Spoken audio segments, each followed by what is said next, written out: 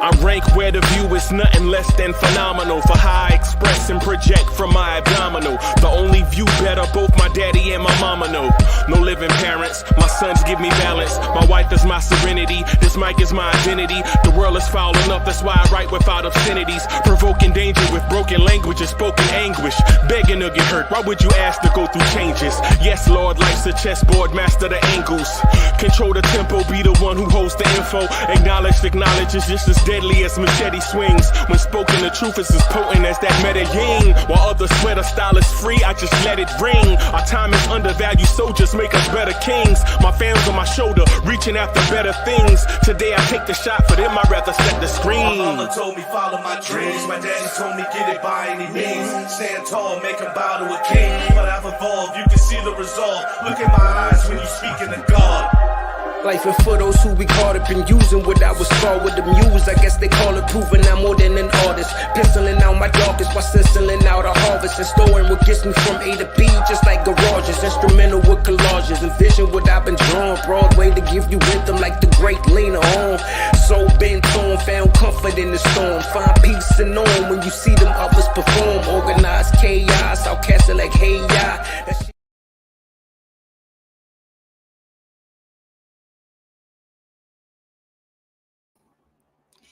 Yo, party people in the place to be. What's good? It's your man, Uncle Freezy. Welcome to the Knicks Morning Drive. Let's go. Yo, blue tears, orange tears, Blorange tears. Let's go. Hold on. Let me fix this camera real quick. Hold on. What's going on? Which camera is it? Which camera am I working with? Hold on for a second.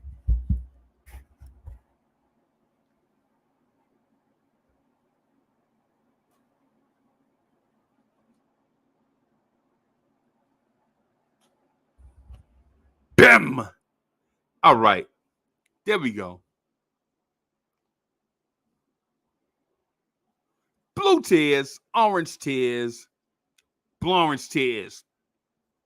Let's get it. How about you throw your hands in the air and wave them like you just don't care? And if you got some loot and a single juicy fruit, somebody say, oh, yeah. Let's go. Let's go. Let's get it. Let's get it. Mr. Vince is in the building. White Falcon. What's good? I see you. What's good, Miss Geraldine? How the bowling game going? Rayology is in the building. What's good? A lot Wise is in the building. CWC is on time. What's good? Yo, if CWC on time, yo, what's really good? What's good? What's good, y'all? What's good? What's good? Yo, a lot of things going on, man. It's mad busy right here, man. Mad busy. Yeah, man. Yeah, man.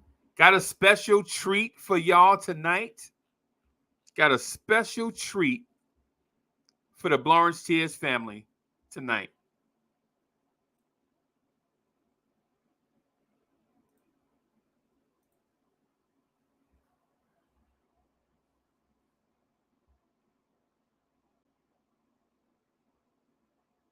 $7:30. Knicks freestyle. Free Keith. Ghetto intellect. Let's go. Let's go. The schedules are appearing to clear themselves up. And so we are getting some Knicks freestyle tonight. But right now, at the moment, we are getting the Knicks Morning Drive. Let's go. Let's get it. Let's get it, y'all. How y'all feeling out there? Yo, so running this channel be bananas, man. Running the channels be bananas, man. Doing so many different things, man. Always have y'all in mind. Sometimes it get a little tough. That's why I always quote the great American poet. sometimes misquote. I ain't gonna lie to you. Sometimes misquote the great American poet Grand Poobah, right? And when I do that, I say, this is what he says. While a lot of people think this is easy as it looks, books and books of rhyme concepts and hooks, stressing and stressing to get thoughts manifested, or session to session to get thoughts manifested, stressing and stressing to hit the world with a blessing. There we go. What's good? What's good, party people? What's good? Let me get into a tip off real quick so I can get my people in the chat. Right? So I can get my people in the chat.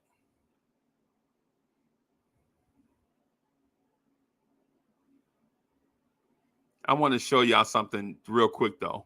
Check this out. I had it all. Everything I ever wanted in this life. The car I wanted. I had the career I wanted. I had the girl of my dreams. It's all been taken away from me. And I cannot remember what happened to my life. I don't even remember who I am.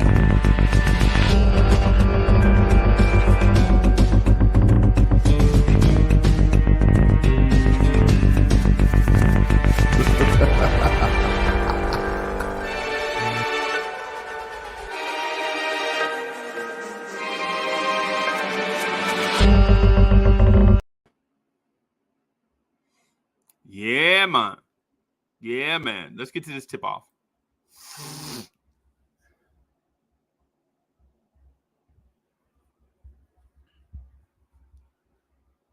So I don't know if the search is over for a long time, for a short time, or whatever, or indefinite. But what I will tell you is this.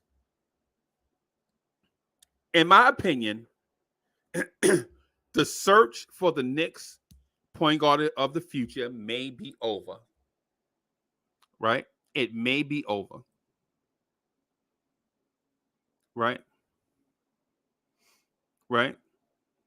Yo, Subliminal 209 is on the Knicks Morning Drive. Salute to Subliminal 209 in the building. What's good? It's my guy right there. Yo, Sub, we gotta talk swag at some point, bro. Subliminal, we gotta talk swag, yo. So check out, if you see the bear, the white bear over my shoulder, yeah, that shoulder, the white bear right there. That's Sublim, not this one. Yeah, y'all get it. The white bear, right? Yeah, man. Check out the white bear, man. That's some swag I got from Subliminal 209. Subliminal 209 does a lot of stuff, man. He a real cool cat. I appreciate him. You know what I'm saying? He looked out for me with some swag. You know what I'm saying? Appreciate him. You know what I mean? Appreciate him. He a hard-working dude. Right? But listen, back to the topic, right? Back to our topic. Right? Yo, L Train is in the building. What's good? What's good? L Train in here? Well, somebody must have burned through that Powerball money. L Train, what you doing hanging out with us? Somebody must have burned through that Powerball money. Hey, $600 million don't go as far as it used to, huh?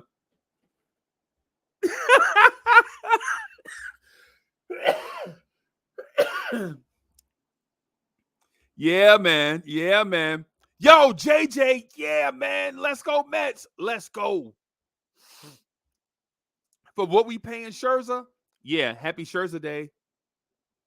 For what we paying Scherzer? Happy Scherzer Day. You feel me? But yeah. Let me get back to the point, man. Y'all be distracting me. I get distracted so easily. You know what I'm saying? I get distracted so easily. And part of that, I ain't even gonna lie to you. Part of that be like, yo, when I see Mr. Vince in the chat, I be like, that's my man.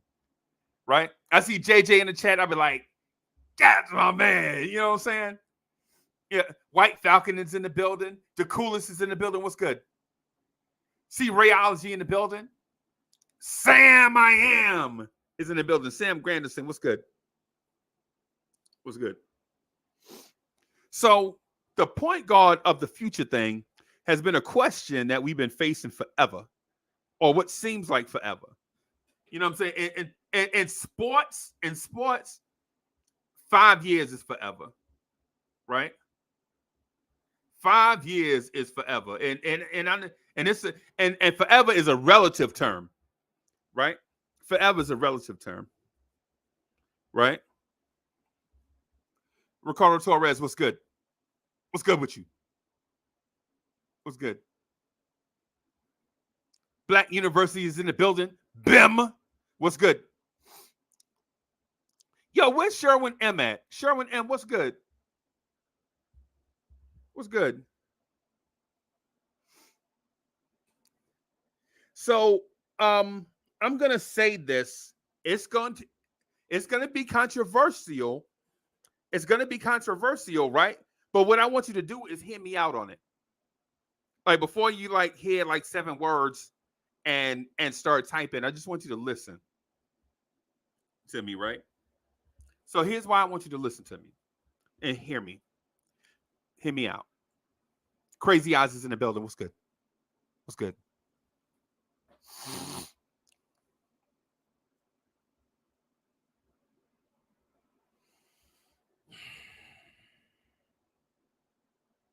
RJ Barrett shoots too much. Julius Randle ISOs too much. And what that does is it puts players like Obi and Quickley and Grimes and Mitchell Robinson in these situations where all they do is run up and down the floor. Alec Burks is Alec Burks. Evan Fournier is Evan Fournier. Right? So you have these weird ad hoc Motley Crue-ish players, and sometimes the pieces don't fit because the system is not a good fit. And I know we want to blame Tibbs. Listen, I don't want to get on that. Right? We got all summer to blame to bash Tibbs, but this is not right now. Right now, listen, because I know what people want to say. Well, if Tibbs had a better offense, blah, blah, yeah, blah, we've been talking about the same thing. Last year we were saying Elfrid Payton can't shoot.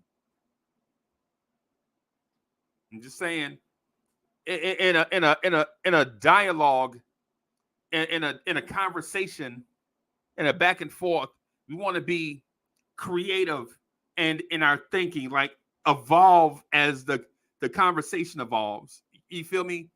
With more information, we should be thinking about and speaking to different things, not getting more information, but saying the same stuff. Right? I said it to somebody who was like, but what about speaking truth to power, Uncle Freezy? Nah, man. Listen. Take this thing in. Be an active listener. I'm only asking you to be an active listener for a little while, because in a little while I'll be being an active listener to y'all. Right? In a little while I'm going to be an active listener to y'all and listening to y'all's opinions and y'all thoughts about stuff. Right? Without RJ Barrett, without Julius Randle, the offense flows better. Notice, Immanuel Quickley had a career high in assists without RJ Barrett or Julius Randle on the floor.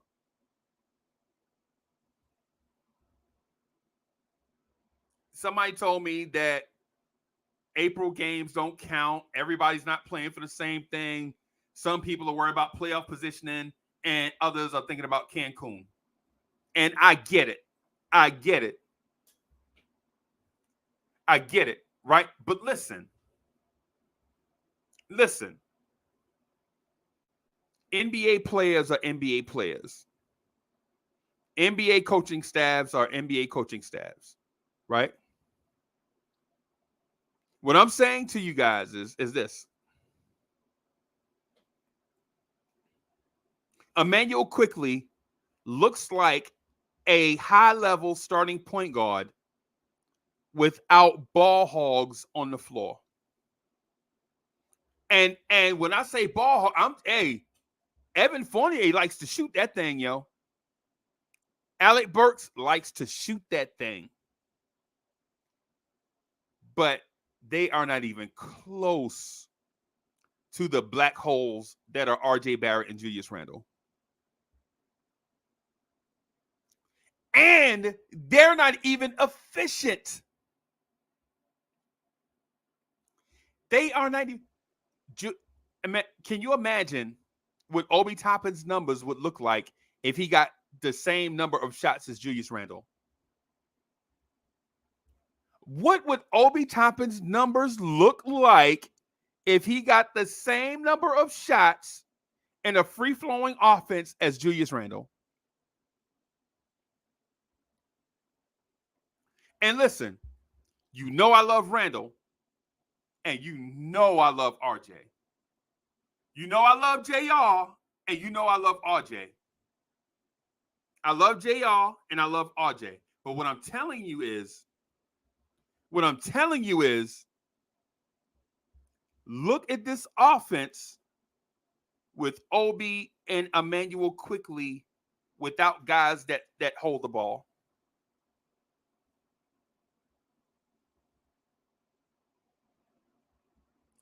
If you consider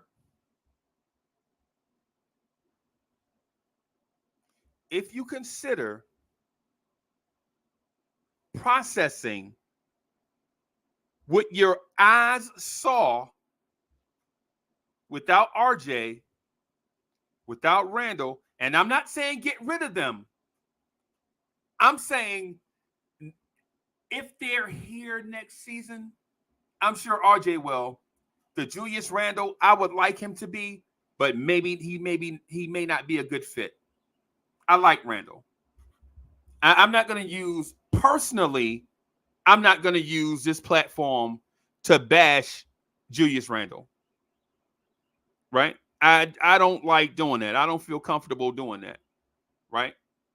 That's not my thing. My thing is not bashing people. That ain't my deal. I don't get off on that. Some people get off on that. That ain't my deal. I don't get off on bashing people. That ain't my thing. You know what I'm saying? You know, y'all know I be wanting this to be, you know what I'm saying, a place where you can kind of come and rock. Right? Right? So what I'm getting at is this. If we get a strong point guard that can play with Randle and RJ, and Quickley might be that guy. Just don't fast forward. Let's stay in this moment. Don't fast forward yet. Don't think about year 3 Quickley yet, right? What I want to do is think about what we saw this week, what we saw Sunday, right? Think about what we saw Sunday. Right? As Uncle Freezy does his Illuminati signs to people. Well, y'all, people crazy. Y'all nuts, man. Y'all nuts. So, but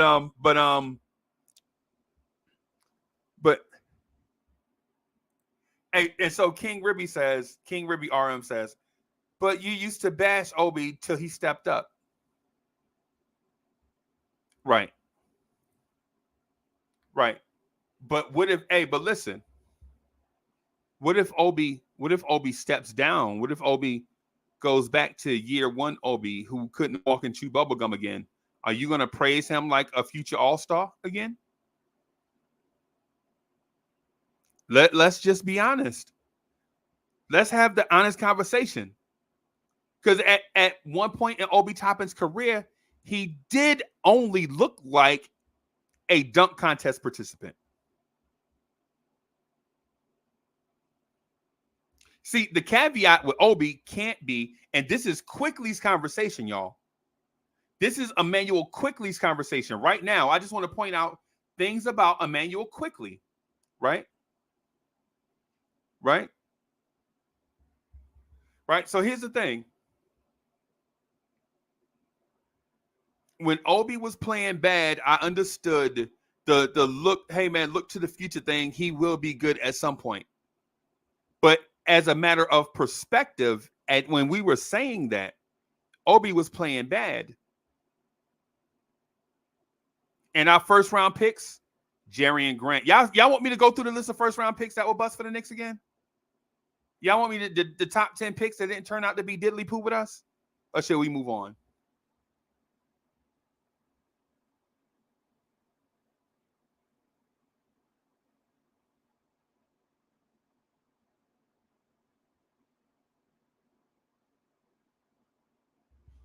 Let's get back to Quickley.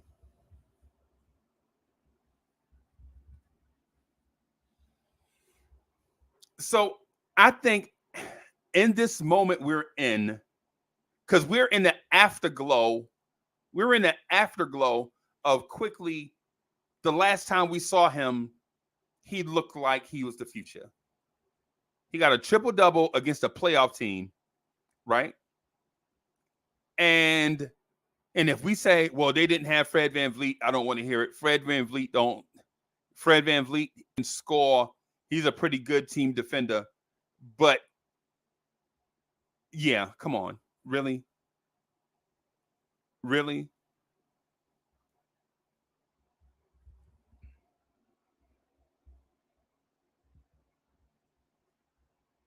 Come on. Come on, man.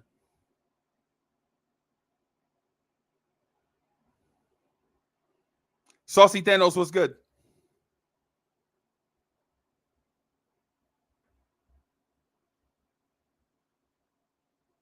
So what I'm getting at is this.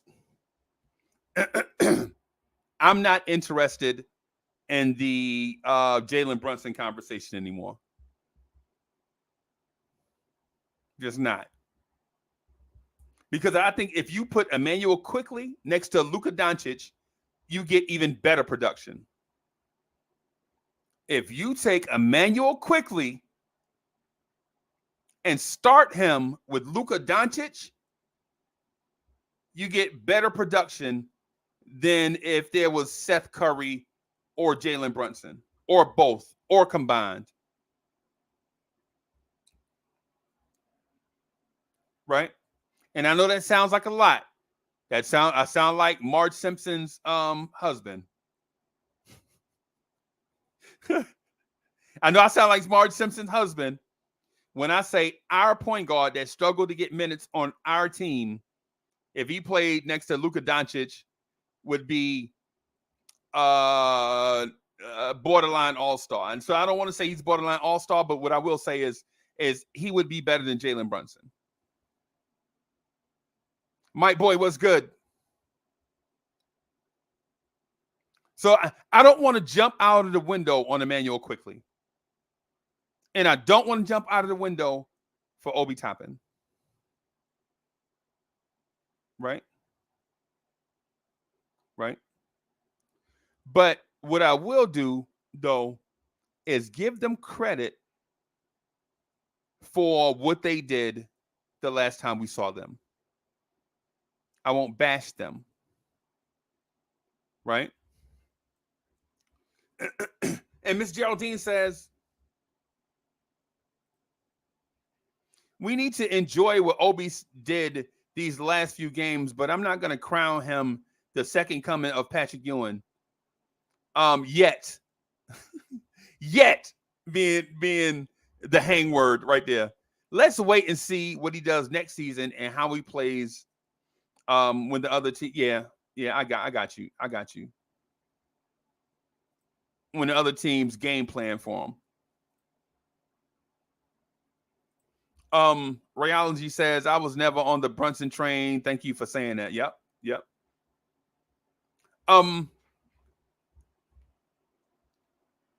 What I'm gonna say to the Jalen Brunson thing is 2022 is a down free agent year. Okay. 2022 is a down draft year. Okay.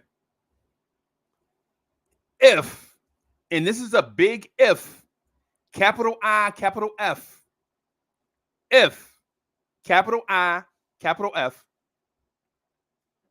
if the front office decided to trade out of this draft and did not sign a major free agent, it wouldn't shock me.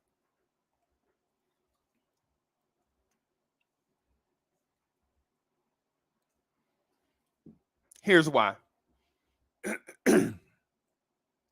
Here's why. The Knicks need a young point guard. Say Tata Washington is on the board. Is Tata Washington going to be better initially than Miles McBride?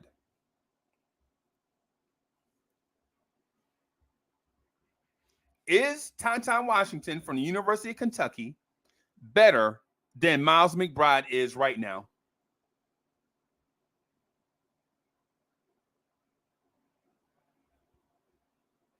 Think about what I'm asking.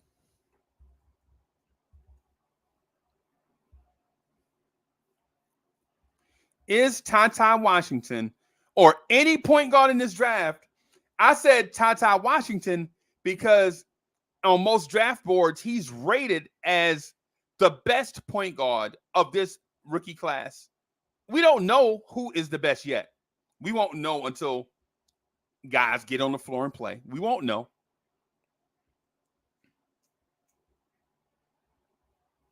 But say, is Tata Washington significantly better than what we have in Miles McBride?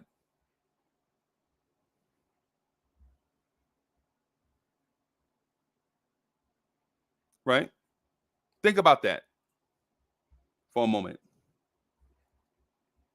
And think about the attainable free agents this year in free agency. The attainable free agents this year in free agency, that class is headlined by Jalen Brunson and Mitchell Robinson. Wait a minute. That name sounds familiar. Mitchell Robinson. And there are other guys. There are other guys that are going to be free agents. But realistically, Jalen Brunson and Mitchell Robinson.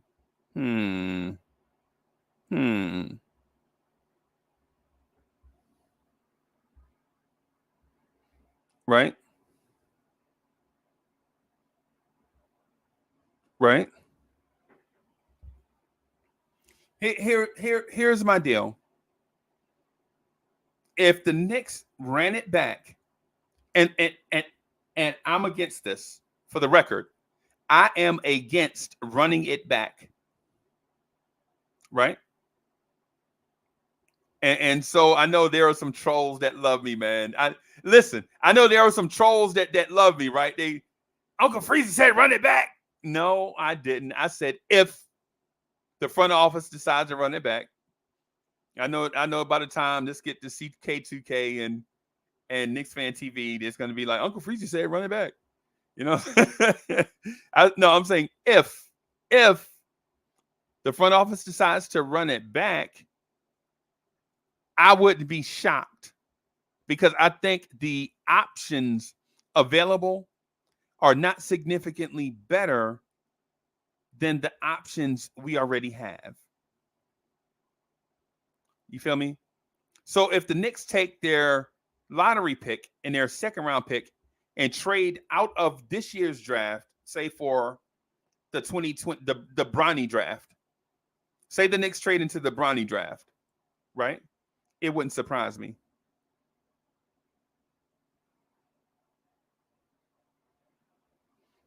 Right? It wouldn't surprise me. And if the Knicks, who don't have a significant free agent outside of Mitchell Robinson, decides to bring Mitch back, pay Mitch, and bring him back, and don't go out and get anyone else, it would not surprise me. And here's why. Here's why, right? Okay. Here's why.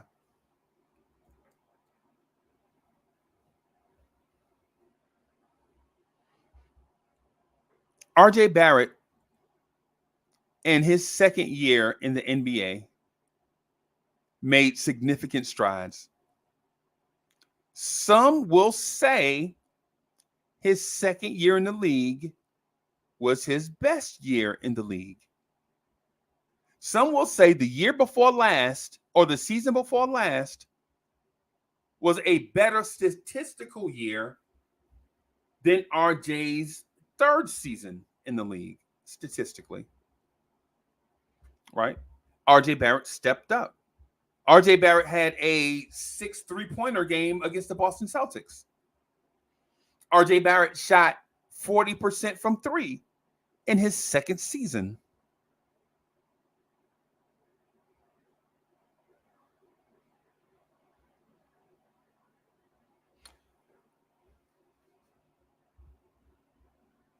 Some will also say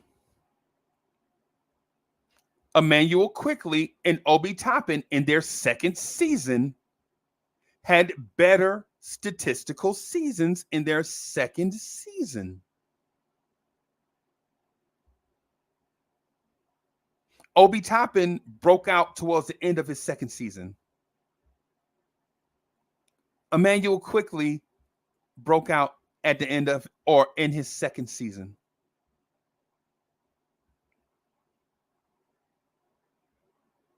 So if there's a pattern, because one time is an occurrence, 2 times is 2 in a row. But if there's a 3 in a row, now that's a pattern, right? Once is an occurrence, 2 in a row, 3 times is a pattern, right? So with that said, thinking about this logic, or not even logic, thinking about maybe the potential of this happening again, right? So who will be second-year players next season? Who on this team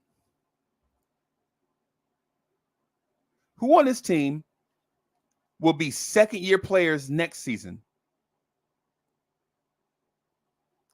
Jericho Sims, a big man. Miles McBride, a point guard. Quentin Grimes, a wing player.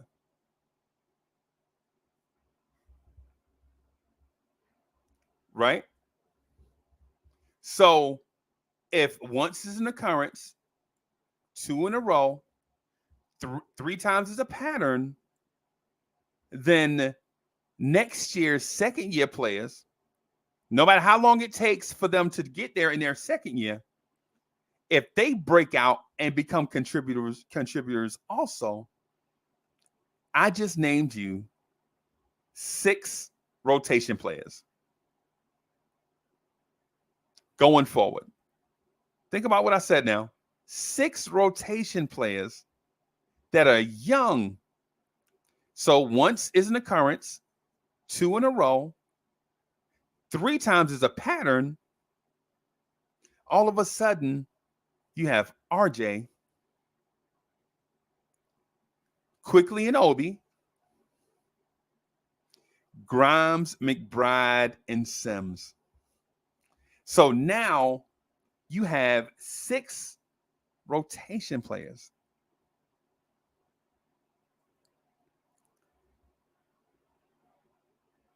And so if this is a pattern of development with this organization, that they go through these struggles in their rookie season, they break out in year 2, right? And you can't count Jokibitis. You can't count Jokibitis. If he comes over, that'll be year one for him, because next year will be his first year in the NBA if he comes over. If he don't, whatever. We don't count him. We still got it. We still got his rights. Right? But if one is an occurrence, two in a row, three is a pattern, that means what we look to expect from Quentin Grimes, Miles McBride, and Jericho Sims is a significant jump up in talent and development. As a Knicks fan,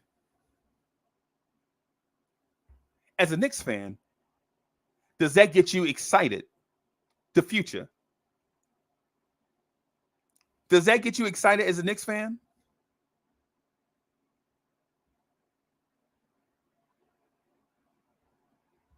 So basically what I'm getting at is, if the Knicks don't go out and get a guy, they don't go out and get a Jalen Brunson or whoever the prize free agent, whoever the prize free agent is in this year's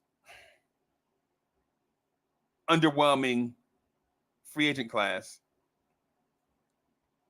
There are no Paul Georges attainable in this draft class. There are no LeBron Jameses. There are no Anthony Davises.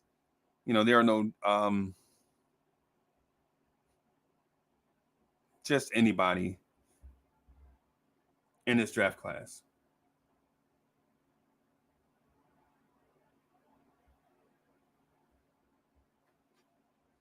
So think about what I'm saying, everybody, because I don't want to jump out of the window. I just want to be reasonable, right? I don't want to jump out of the window. I just want to be reasonable, because things are happening before our eyes, and sometimes we don't see like the things that are right here in the palms of our hands, right? Why sign Jalen Brunson to 4 years, $22 million when the pattern is saying Miles McBride is going to make the jump next year? So your backcourt could look like Derrick Rose, Immanuel. Not backcourt, but point guard situation could be Derrick Rose, Immanuel Quickley, Miles McBride. So why go spend $22 million on a guy that's going to mess up the pattern?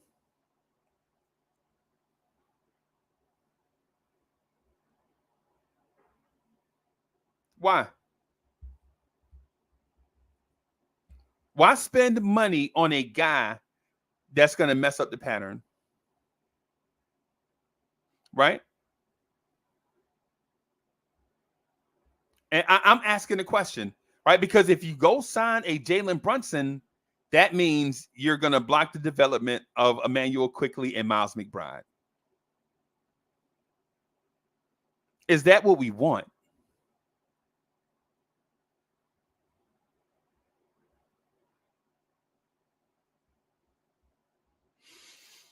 If the front office decides to keep a Julius Randle,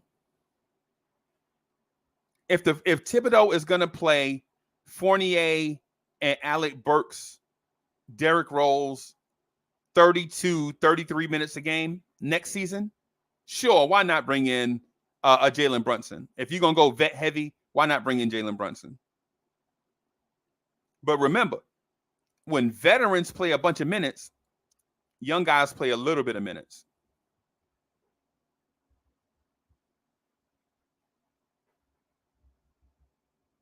Hey, Pudge Nice, I'm glad you said that. Hey, Pudge Nice, I'm glad. Hey, Pudge Nice, this is great. I'm glad you said that, right? And so here's the thing I want to say about this. The reason why Immanuel Quickley isn't consistent yet is because the guys that are better than him on the depth chart, Julius Randle's, or not on the depth chart, I'm sorry, the guys that are better than him on the team are not consistent either. Think about how consistent Julius Randle, Alec Burks, RJ Barrett, and Evan Fournier are, and how that affects the consistency of everybody behind them.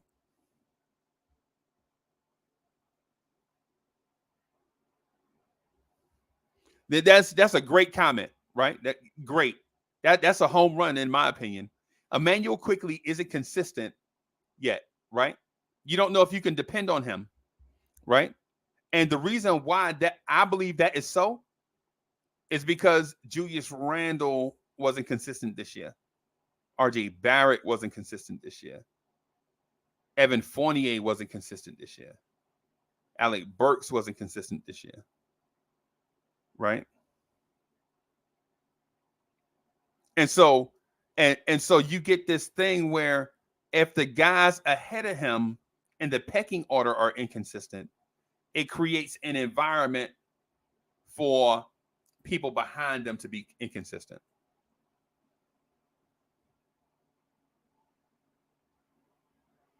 Right? All right.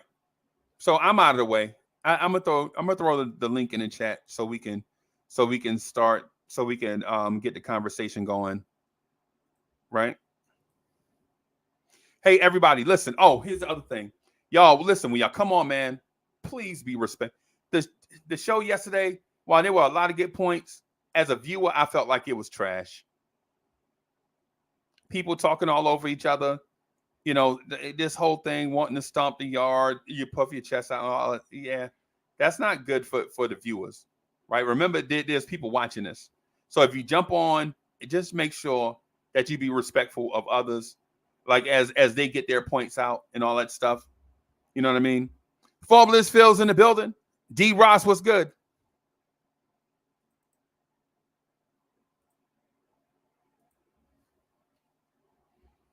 Subscribe to the channel, smash the like button. I got to start saying that again. Matter of fact, let me get a banner going.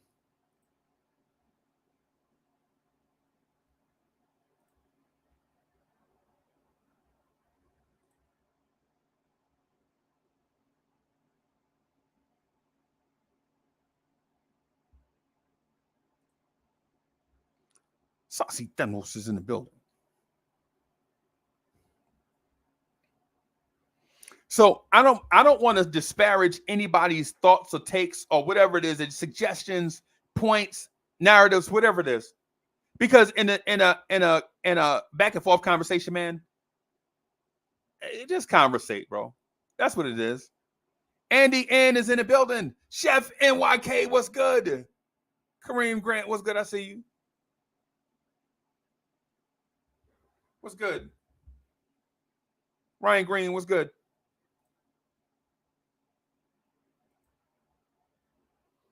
So yeah, so we're in an off season, and I'm not going to say that a certain thing is off limits. I don't want to say that, and I also don't want to say that what other people are saying is crazy, unless it's crazy, right? Right. Let's not say move Randall to point guard. No. Now that'll be out of space, right? We don't want to do that. Right, we don't want to do that. What's good, Ryan Green? What's happening? So I mentioned the once is an occurrence, 2 in a row, 3 is a pattern. So if we do get a pattern of development and not Jokobitis, good grief. Miles McBride, Quentin Grimes, and Jericho Sims take the next step, then, hey, man, we are on the way.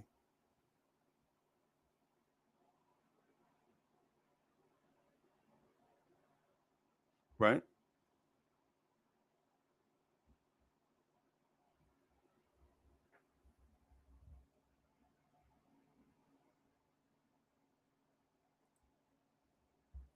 Rich Boy says another year with Randall will be depressing.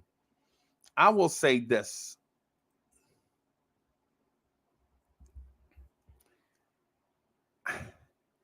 I like Randall, and y'all know that, right?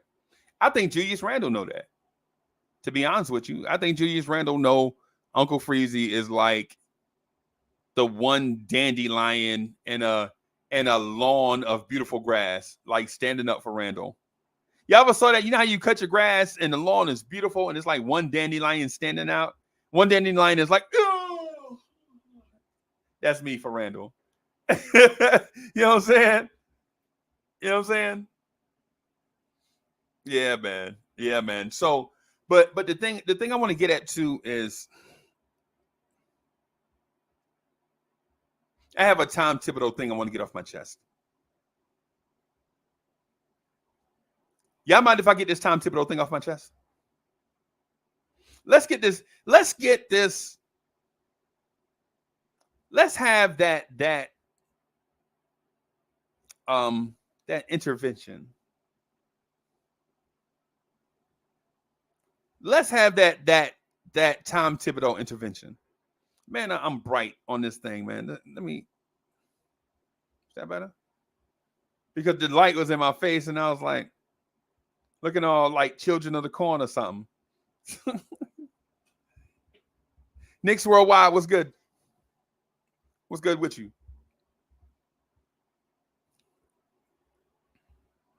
So let's get this Tom Thibodeau thing. Let's get it in front of it.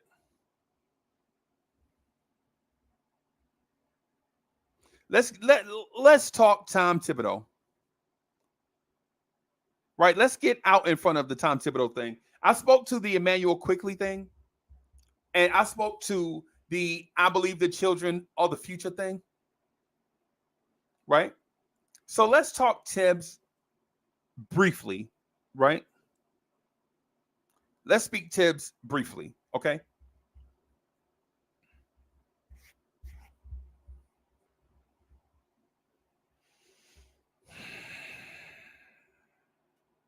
Notice I took a deep breath.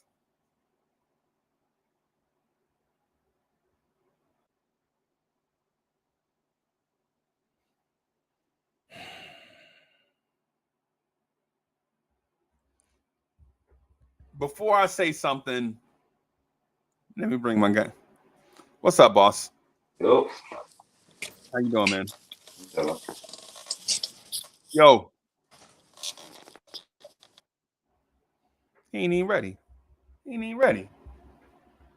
Kenny Rivera ordering pizza. Like, is that pepperoni fresh? Kendall Rivera, come on, bro. You ready? You ready? Come on. What's up, man? You can hear me? Yeah, I can hear you. Oh, my bad. What's good, man? This whole time I was talking, and I'm like, I thought you was hearing me. No, we hear you. We hear you. Yo, but listen. I want to get out front of the Tom Thibodeau thing. Right? I don't want to be reactive to it. Right? Mm-hmm. I don't want to get reactive to it. Hey, there's CWC. Let me bring my guy in with his intro. CWC, be patient, bro. Let me get your intro ready, okay?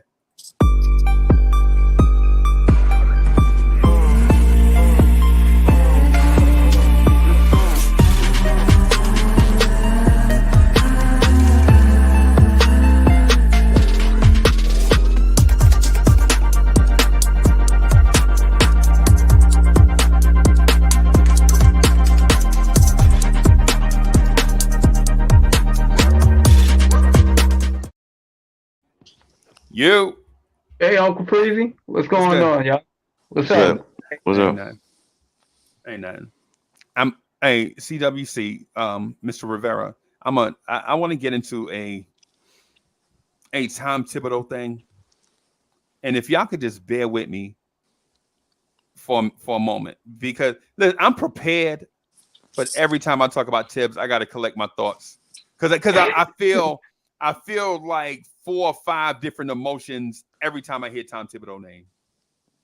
Right? Every time I hear Tibbs' name, I'm like, oh, you know what I'm saying? Like 5 different emotions at once, right?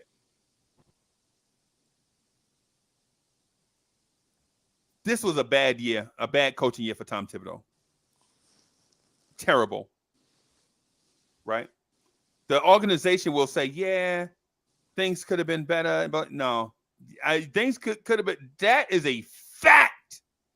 Things could have been better.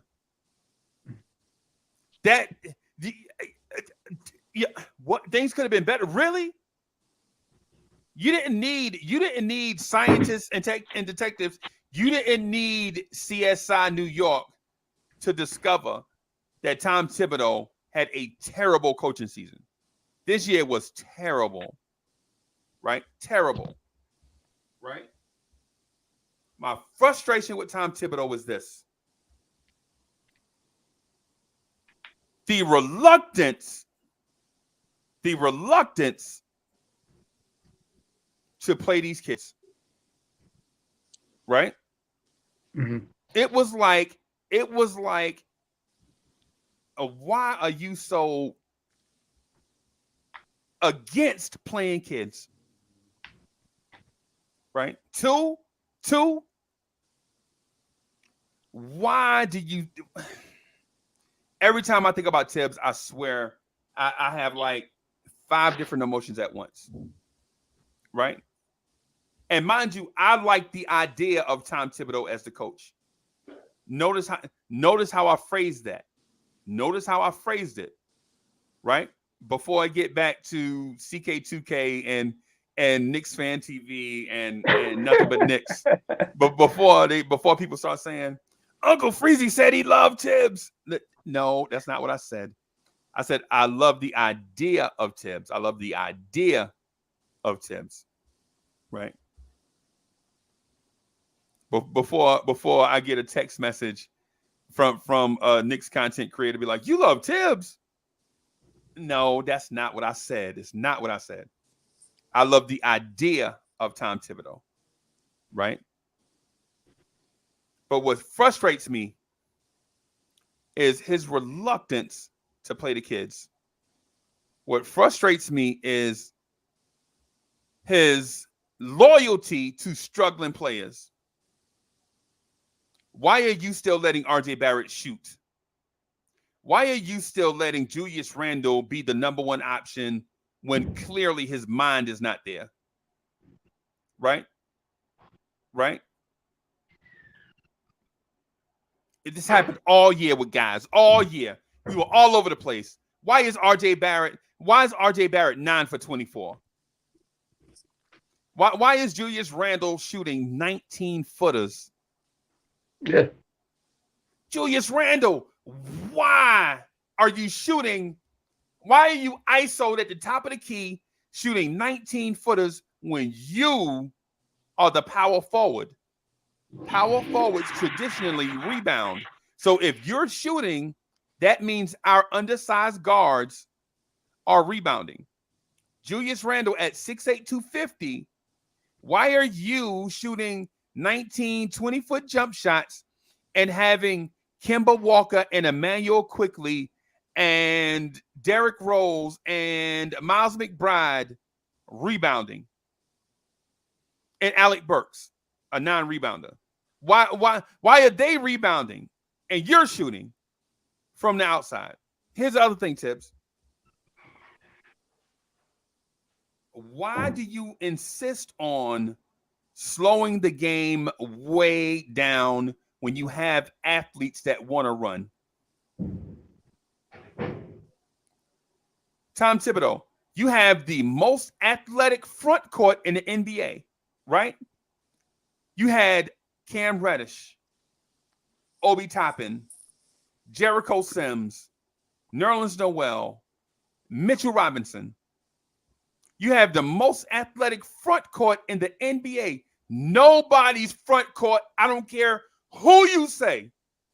I don't care what team you compare us to. They are not more athletic. They are not more athletic than the New York Knicks. Right? Hey, I see you, boss. Hold on for a second. You see me? You see me, right? Who, me? Yo, you see me? Hey, what's up, man? Okay. Oh. Hey, I was gonna bring you in. Let me finish this real quick, and I'm gonna bring you in so we can introduce you to everybody. Okay. Cool. All right. So here's the thing: the Knicks have the most athletic front court in the NBA. No other team is rolling out a Mitchell Robinson, a Jericho Sims, a Nerlens Noel, Obi Toppin, a Cam Reddish. What front court is athletic is that? And then for us not to even capitalize on the athletic ability of the front court baffles me. And that's a Tom Thibodeau thing. That's not a point guard thing. That's not a they won't pass to the bigs thing. That is a Tom Thibodeau thing. Right? Yeah. Right? And so I might be biased as a Knicks fan. Look, hey man, it's a Wednesday and I have a New York Knicks shirt on. So I might be biased. Right? I might be biased, but bear with me. Tom Thibodeau, why do you insist on playing guys out of position this season and lose when the threat of losing was still there if you play guys in a regular position? Facts. Yeah. If the threat of losing is there, playing guys in their normal position, why would you play them out of position and still lose? Yeah. That's true. Chop Low, am I bugging out? Chop Low, am I bugging out? Chop, tell me if I'm bugging out, Chop. Am I bugging out? No, you good. If the threat of us losing with guys in their normal position is that imminent, then why play them out of position and still lose? Hey, go ahead, bro. I'm gonna bring in Anthony A2. Okay. I want to say something about that Randall thing. Okay. Oh, you want to introduce him first? No, go ahead and do your thing, and then we'll talk to Anthony. Okay. The reason Randall's shooting outside jumpers like that, cause Mitch, he clogs the paint, and when Mitch clogs the paint, his guy be with Mitch, cause Mitch don't have no offensive game. So the guy who guard Mitch know he don't have no offensive game. So right. That's why the clog get painted. That's why he can't penetrate through the hole. The clog don't get painted. The paint get clogged. Yeah, the paint get clogged. Yeah. That's what I get what you're saying. Yeah, that's what I meant to say. Yeah. So that's why he's shooting jumpers like that. Hey, you notice there's a difference when Taj is in the game, though, right? Taj goes spot up in the corner. He can shoot. Right, and what I was, the threat of him shooting is there, right? What I'm telling Mitchell Robinson and Julius Randle, because what you're saying, to your point, is that offensively, Mitchell Robinson and Julius Randle can't play together. No, I don't think so. So then, what do? Do you let Mitch walk or trade Randle or both? I'll get a stretch 5. And Key Jerko Sim. Wait a minute, but those weren't the options though. So do you trade Randle or you let Mitch walk or both? But I don't know. It's gonna be hard because if you think about it, can RJ penetrate through the hole while Mitch there and his guy there too? I think this team needs a stretch 5, to tell you the truth. So you're this needs your percent. Yeah. So if you get if you get a stretch 5, do you keep Randle? Yeah. I like Randle. You know, I know he did some bad days during the season, but that's the only thing, man. We don't know if we keeping Randle or not. Okay. All right, so let me speak to Anthony A just real quick. Hey, Anthony A, how you doing, man? Man, easy. I'm doing great, man. You guys have been keeping me alive. I'm in LA.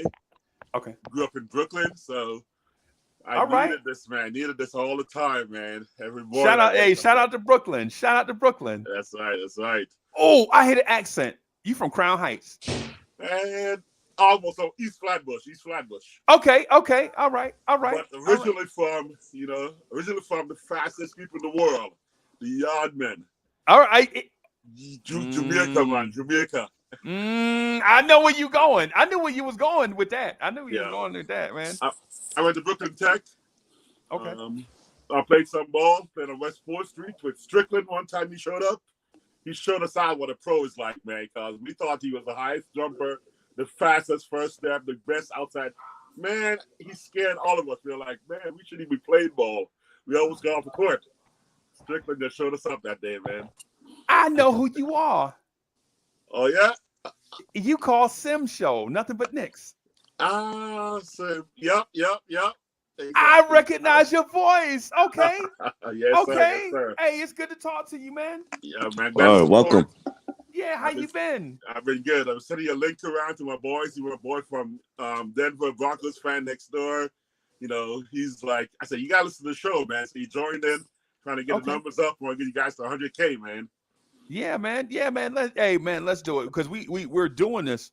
We're doing this for the fans because I understand that mainstream sports coverage can be skewed towards the personality presenting the sports more so than the sports themselves. Exactly. And not giving us real dialogue, real information, just giving us their own opinion in a very biased way that, especially, you know, who I'm talking about, you know, SAS. Anyway, yes. Yeah. Yeah, man. Hey, so let me ask you this. And so I'm gonna ask you this because I think it started back in the 70s and 80s with a dude named Howard Cosell, right? I don't know if you remember Howard Cosell or not, but right there, son. I've been with the Knicks since 76. My mom's a Clyde Drexler. She loves Clyde, man.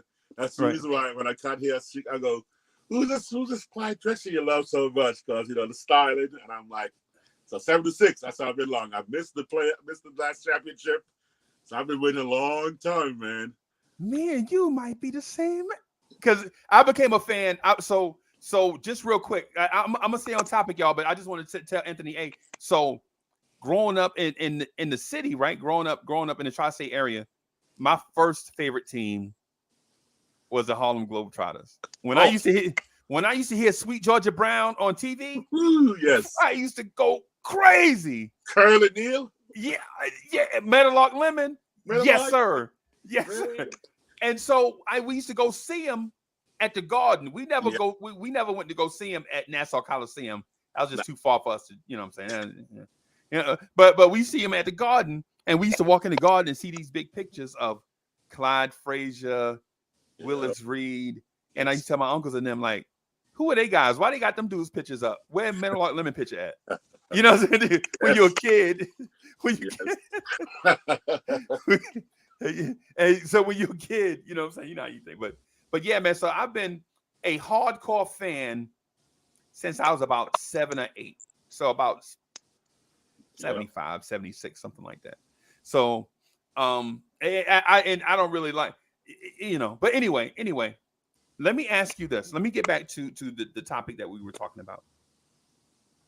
So I was speaking to the athletic ability of our front court players and why we don't use it. Why we don't exploit. So Kendall, so Mr. Rivera, listen. What's up? Every other team plays to their strengths. Yep. Right? Mm-hmm. Every other team plays to their strengths, right? Say the Atlanta Hawks, they can shoot, but they can't defend. They have maybe 2 decent defenders, right? Maybe 2. Maybe 3 if you count Herter, right? Mm-hmm. They play to their strengths. They space the floor with tempo and try to get open looks for dudes that can knock down shots, right? Mm-hmm. They have a generational point guard in Trae Young. right? They have a couple of bigs that are serviceable, right? And they exploit that. The Knicks, on the other hand, have an exceptionally deep, athletic front court, and they don't exploit it. Why is that? Because Tibbs is he very old school. He still believes in that 90s, early 2000s game of basketball versus I'll say this. I like Tibbs as a coach, but I also want him I want a guy, if he's going to be replaced, I want a guy that has Tibbs principles but a modern day basketball mind. So that's able to adjust. Honestly, like you said, we playing half court, you got a whole bunch of athletes that want to run. Right. Like you messing up their game because a player like RJ right now should be running up and down the court versus doing his game is not half court at this moment. It's not. Right. It should be running up and down with Obi and even Randall, but he don't really run. But still, Mitch, every time Mitch get a steal, he's able to finish. He's able to get there. So I don't understand why he does that. It's weird, but he just has a stubborn mind. But to me, I would run it like hockey where they just sub 5 in, 5 out, like just so everybody can be fresh. There we go. I'm gonna challenge you a little bit about the modern day. What was the most successful team of the 80s? I don't know because the Lakers. I started watching the Lakers. 2002. What the Lakers do? Yeah. They ran up at Showtime. Oh, Showtime. Yeah, all right. Yeah. Man, you got these cats. I mean, Magic. These cats were running all the time. You got these kids. You can go 10, 12 deep and just rotate, like you said, with hockey style. I was an Islander fan in the 70s, man. They won 5 straight championships. I'm a Devils fan. So Okay.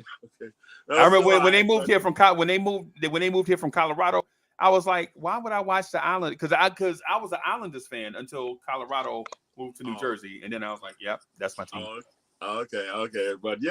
But Showtime, at least, I mean, Tibbs was there. Tibbs saw those cats run.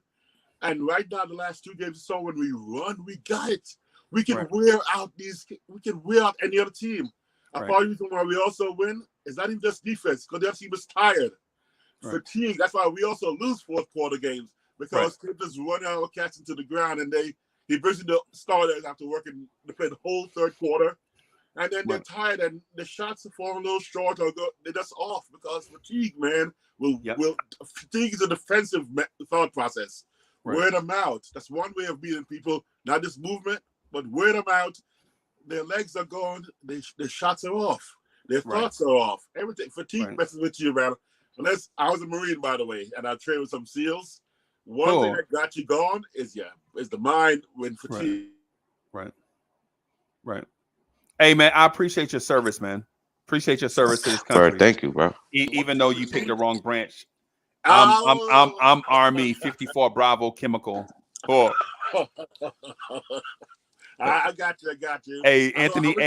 So there's a guy named G-Man for Life. He is gonna love you when he find out that you're a Marine. He's Army, but he's 30 years. He's 30 years. 30-year veteran. So man. I respect you too, man. Thanks for your service, man. Yeah, I appreciate it. I know you guys, but you guys need to come how many deep you gotta come? With us, let's give us a small 8 unit, man. We got you.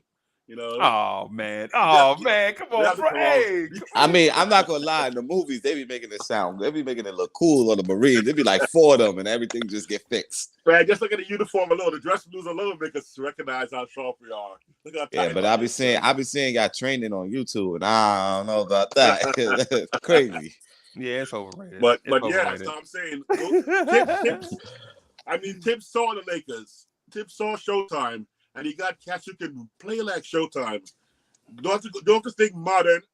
Think back in the 80s. If you could go backwards and go old school, technically, without saying I'm going modern.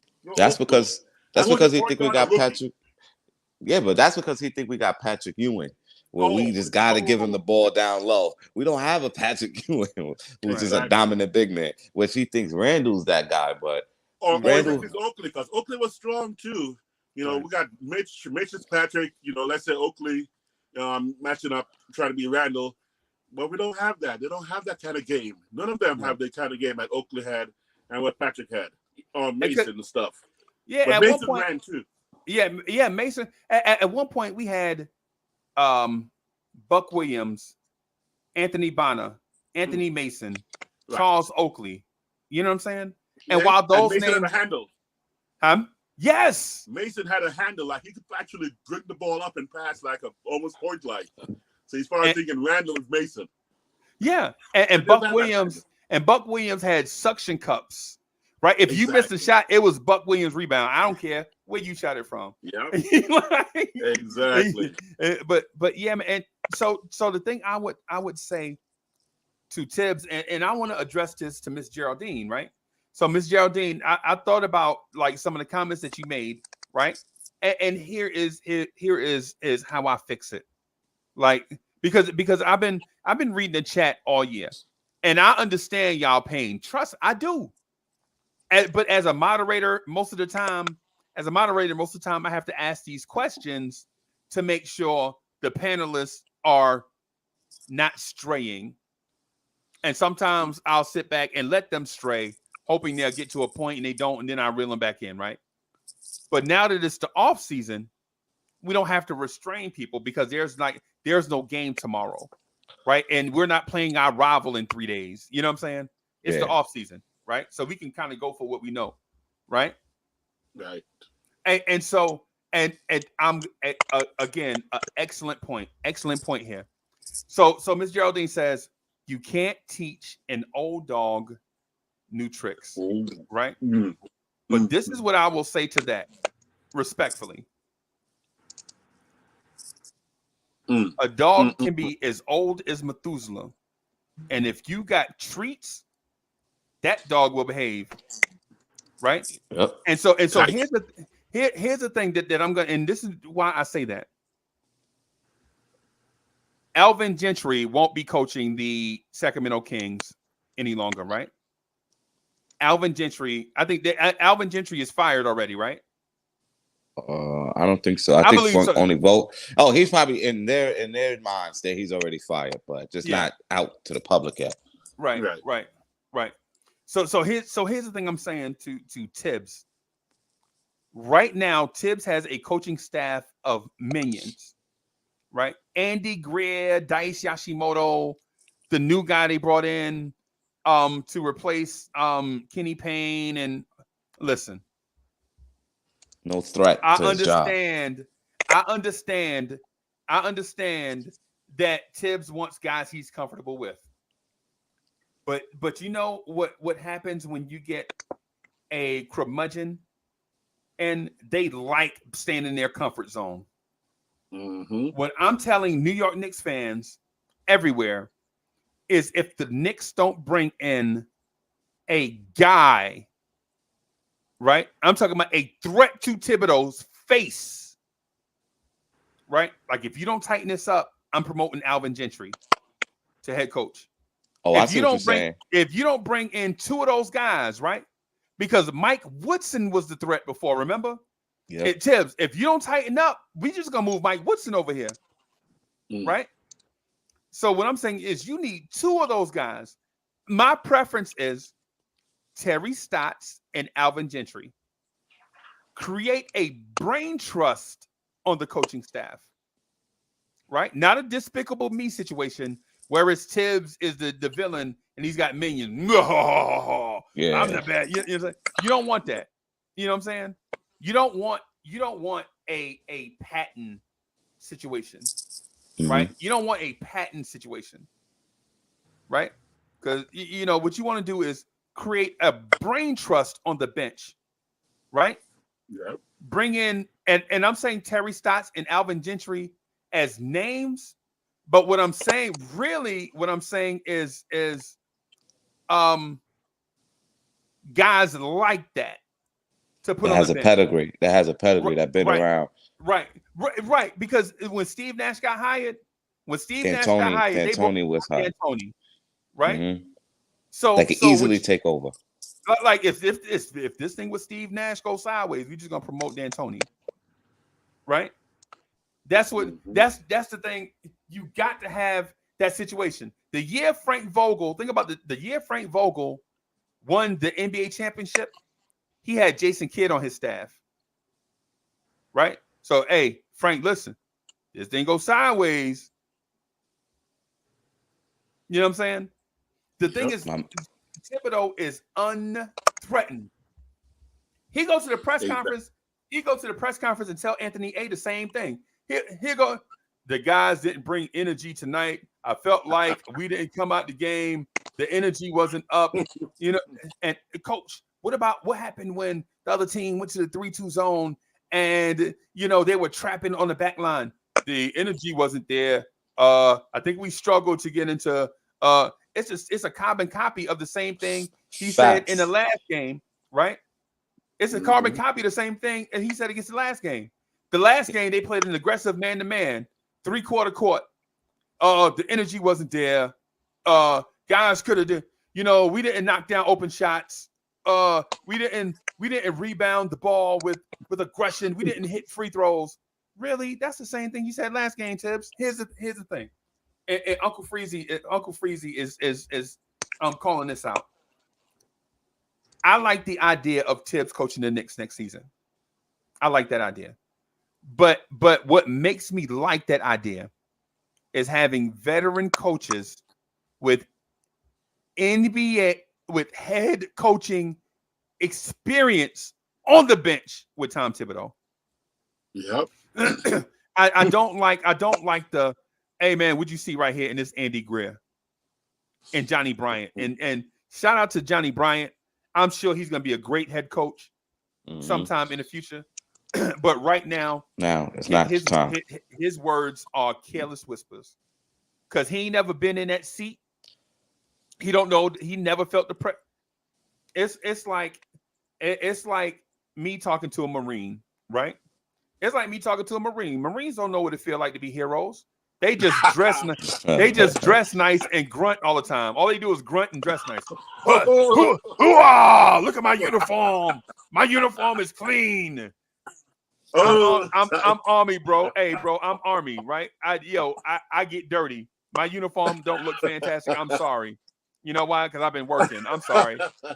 I'm sorry. I got a dirty uniform on. I'm sorry. It's because I've been working. I'm sorry. Hey, shout out to the Marines. Shout out to the Marines, man. Listen, but what's worse for Tibbs. Tibbs actually will contradict himself the next. Sometimes he said the same things, and then 3 interviews later, he contradicts himself. You got to earn your way. Right. Where? Or in practice. Or then later on, well, you see, when they get some minutes, they're playing well. I'm like, my man, he contradicts himself all the time. But what I think he really needs, not necessarily a head coach, he needs someone who has no fear on the bench to speak up. And maybe we got to do like football, have an offensive coordinator. He does an OC. He'd be head coach in DC, and we got an offensive coordinator on the bench. And then doing the offensive scheme, he called, some cat says, Tibbs, ISO, Randall ISO is not working. And even a guy who could say, time to run, man, time to switch it out. Also, we could actually say, I'm tired. RJ got to say, coach, which no ball player wants to say. But you can see when he's tired or Fournier when he's off. Just say, coach, man, I'm not seeing the rim today. I'm just not seeing it. I want to keep shooting like Starks did back in the day. But some point in time, Fournier, I think, has the kind of confidence that will say, I just don't see it. Let Grimes run. Right. I got a couple of questions for you guys. For one, do you think that Mike Woodson would have got more out of these guys if he was the head coach? Or do you think that during during the end of the season, do you think Thibodeau would have been fired if Mike Woodson was here? And we would just slotted Mike Woodson into his place easily. And would y'all have been comfortable with that? You want to go you want to answer that one? You want to answer that one, Anthony A? Radiology was good. Okay, so I don't think they would have fired him. I still think right now, again, for consistency's sake, for continuity's sake, keeping Tibbs as a head coach, because we've been doing too many quick firings. that probably wouldn't have happened. And I still agree, like with Freezer, give him the extra year, and let's see if he can actually flip that switch. But the first part, if Mike Woodson was, I think if anybody else without a deep ego about who they think that whatever Burks is or their game plan is, would have made a change, and the change would have resulted in at least not just development and confidence like Obi has, but at least a change in pace that would have probably won us. I'm not going to say 10 more games, but give us 5 more games just to kind of like recognize that these were blunders that he did because he was stubborn and locked into a mindset. So those guys have been more flexible mindset-wise. I would have seen the truth in certain aspects, but I don't think there would have been a firing because we got to try to some point continuity. We got to try it and see if we can have this cat work his way through, and especially if he's watching all the videos and the games that he's watching 2 and 3 times that we aren't. Apparently, we don't have access to all the video to watch again, or the time, or the dedication to stay in his office like 16 hours, like IQ says he's always there. Man, we watch probably as much video as Tim sometimes. Yeah, because it's accessible. We got YouTube. We got all the stuff. So I think he would have not. Everybody else would have pivoted, but I also think he would have been fired because I still think he and roles in the front office are too interconnected, and they would have looked like failures to fire him a year and a half in to the contract, and have another 3 years of paying the man, 2-3 years at least of guaranteed money to pay somebody else on the payroll that's not in the on the table. So that's my thought. Okay. Ray, what's good? Hey man, how you guys doing? Yep. Man, you sound terrible. How you doing? You sound. Man. He sound like an R&B singer. Like he about to make the smoothest soul sample of all time. He looked like Miguel. I thought I thought it was Music Soul Child. I thought it was music. Hey, Music Soul Child was a real one, man. That's what that's what I sang to my I sang that to an old ex-girlfriend, which I can't sing to my wife now, who's I try to sing that to my wife right now. She's gonna be like, nope, I don't want to hear none of that. I'm actually a musician. I play piano and organ, so when I got diagnosed and whatnot with multiple sclerosis, all that stuff went away. But man, that was my calling card, man. That just play and sing to the ladies, and yeah, you could tell you got that kind of vibe, bro. You could tell. Yep, he does. I want to get to Kendall's question. And again, salute to the chat, salute to the panel, guys. Hit the like and subscribe button. We got 130 watching, only 57 likes. This should be a lot more than that. But Uncle Freeze, I'm doing okay. One day at a time. That sort of thing. Before I get to Kendall's question, real quick, I did want to piggyback on something you said with regards to Tibbs. If I'm personally Leon Rose, I'm giving Tibbs whatever he wants. And here's why. The only way that you sort of cut down on nepotism, and the only other way that you sort of cut out all that disingenuous nonsense, is you gotta give the people what they want. Like, if you're gonna come up in front of the camera and tell us that we need to watch film and we don't know what we're talking about and all this stuff, okay, since we don't know what we're talking about, let's just go on ahead and give him what he wants and see what he does with it. Which is why I said that I give him 15 to 20 games. But then I thought about it last night. The way nepotism works is you get up and you essentially do what Leon Rose did, and you get in the front of the camera and you piss on us while calling it rain. And that sort of attitude, I understand your point in wanting to bring in Terry Stotts, bring in actual competent guys to support Tom Thibodeau. But with a one-track mind like Tom Thibodeau, do you really think he's going to bend to that? Like, do we really collectively as a fan base really think that Tom Thibodeau, if he's not capable of changing his spots and he's not, that whole saying of, you can't change spots on the leopard, if he's really going to do all that, are we certain we want to put in the fail-safe? or do we want to just give this guy everything so that way at the end of the day when we do fire him, we can say we gave you everything you needed. That's how I play it. I know some others may disagree, but that's how I play it with a disingenuous person, with that sort of nepotism. You gotta let them fall on their own sword. You cannot keep trying to force. Oh, I'm gonna put this coaching staff in. Well, I don't want this. I'm Tom Thibodeau, and I won Coach of the Year, and the fans validated me because I had that one good season in New York. And it's just kind of, after a while, it's just like, all right, Tom, do your thing. Let's see how far this goes. But at the same time, the front office has to be careful because if you don't give Tom Thibodeau what he wants, that whole reverse psychology that I'm trying to explain, if you don't give Tom Thibodeau what he wants and you fire him, you automatically, as an organization, put yourself on the clock. If you fire Tom Thibodeau, Leon Rose, you got 6 months, maybe, And that's just how I'm seeing it, because when it comes to disingenuous people or when it comes to nepotism, you can't really combat that. Like, how do you fix that? I mean, Leon Rose couldn't even get in front of the mic with his setup with MSG Networks and Mike Breen and tell us the truth. He just told us what we already knew. And it's like, yo, we're seeing this. Like, we're seeing this with our own 2 eyes. But he's telling us, oh, no, Tom is great. How are you going to fix that? How are you going to combat that? Because he spoke to us like we was his clients. He's treating us like we're children.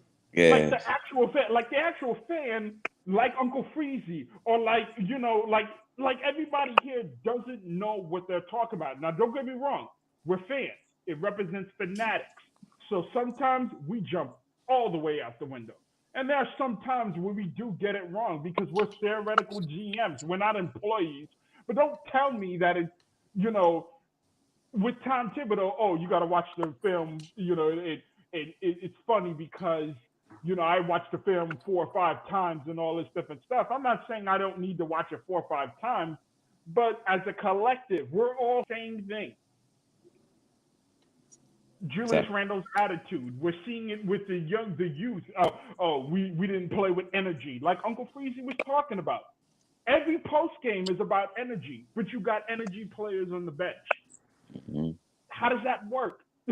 It doesn't take a genius to see that we play well with the young guys in the game, or we might be coming back, and then every time we bring back Randall and Fournier or Burks and those guys to vet, all of a sudden the comeback dwindles, or the lead that we just got dwindles. It doesn't take a genius to notice that. And crazy thing is, Derrick Rose actually spoke to that a couple of games in when he was getting sick and tired. I don't know if you guys remember the post-game presser where he was like, we can't keep playing games like this where we're playing from behind and we got to bail out the first unit. I don't know if anyone remembers that. I may be misquoting a little bit, but he was just essentially saying, because that's when the second unit was just consistently bailing us out and playing supremely better than the starting 5. And, what's crazy? I don't even remember Derrick Rose playing. I don't even remember his game this year. But that's my only angle with this entire thing. It's just, okay, Tibbs, you're gonna sit here, you're gonna piss on us and call it rain. Okay, Leon, you're gonna sit here and piss on us and call it rain. Julius Randle, hey, it starts with our defense. Julius, you barely play defense. The only thing that you can do with disingenuous people is you gotta let them rock out. Like, okay, cool. Let me just give you the sword so you can fall on that, because I don't know how to combat that. And I say this, we get misconstrued with Julius Randle of last year with the defense, but he played. I'm starting to realize that he played defense last year because he wanted to get paid. And there's no knock to him, but you can tell he wanted to get paid. So, he went all out to get that money, which is no problem. Get your money, because everybody need money. You never know, a freak accident can happen, and he needs to secure his family first. That is what it is. But the fact that we know you could play defense, and now you choosing not to play defense because you don't want to put no effort in after you got paid, that's a bad sign as a leader. And I'm sorry, I didn't want to take away from Uncle Freezy's point. I heard Uncle Freezy say that, over you guys recording and going live. And I just thought to myself, well, if I bring in Terry Stotts, how is Tom Thibodeau going to use Terry Stotts? Because we know how capable they are. They are specialists in their own right, and they are great. And imagine Stotts on this team. Imagine what our offense can look like. But my head coach is Tom Thibodeau. So how far does that go? How valuable is having a Terry Stotts on there? What? So I'm going to blow it up and then I'm going to throw Terry Stotts in there? No. Let me speak to that real quick, Ray. Because you said like 4 good things, man. And Ray. Yeah, I'm sorry. Let's slow down, bro. We good. We good, man. like say your point, man. Let us think about your point. Let him marinate. And then we'll because out of respect, listen, in a good conversation, in a great conversation, people think about what it is that the other person is saying before they respond to it. And I know you know this already, but what happens is in this panel style conversation, we get in a rush because a lot of times people cut each other off. We don't want to do that. We don't want to cut each other off, man. We just want to kick it. You know what I'm saying? Like being at the barbershop, man. We kicking it, right? I'm feeling like Obi, like I'm gonna get pulled. So I'm trying to get my points out. It's just like, yo, I don't know who this is coming on, and I don't know how that's gonna go. But you're gonna sit down and not say anything. We can. Now let me do the super chat. Let me address and then I'll get back out of the way. Right. So Neville Humphreys, thank you for your generous contribution. We appreciate you, Neville, for being here every day, rocking with us. We really appreciate you. Neville says, this coach has dangerous tendencies, and we were extremely lucky not sustaining a major injury to Randall. He said to JR and or Randall. I think what he's saying is to RJ and or Randall. Mm-hmm. But we're playing with fire by keeping this coach, right? And so what I want to say to that is this. So what I want to say to that is, you're right. You can't keep playing guys tons and tons of minutes. And what happens is a lot of times people will say something like, well, Pascal Siakam led the league in minutes. Well, Pascal Siakam is elite for his position. Mm-hmm. Giannis plays a lot of minutes, a lot of wear and tear. Giannis is elite for his position. Think about the production that you get from Giannis playing a lot of minutes. Think about what you get from Spicy P playing for a lot of minutes, and then think about what you get from Randall playing a lot of minutes. Right? And so to the thing with Ray is just want to say this. Right? So Ray, what happens is when Leon Rose kicking the door into the coach's room, like, how you blow a 20-point lead? Terry Stotts is not worried that Tibbs is going to fire him, because Terry Stotts is an asset. You start beefing with Terry Stotts is like, oh yeah, you don't like me being with the Knicks? I'll go sit on the Celtics bench. How about that? I'll go sit on the Sixers bench. How about that? You know what I'm saying? And so the deal is when guys have cachet, they can flex their muscles. Like, yo, I tried to tell him not to put Burks back in at point. I tried to tell him to leave Quickley in at point against second units, but he wanted to go with Burks because Burks knows the playbook, right? And so when you have a Stotts, when you have an Alvin Gentry, when you have a Mike Brown, I think Mike Brown is perfect.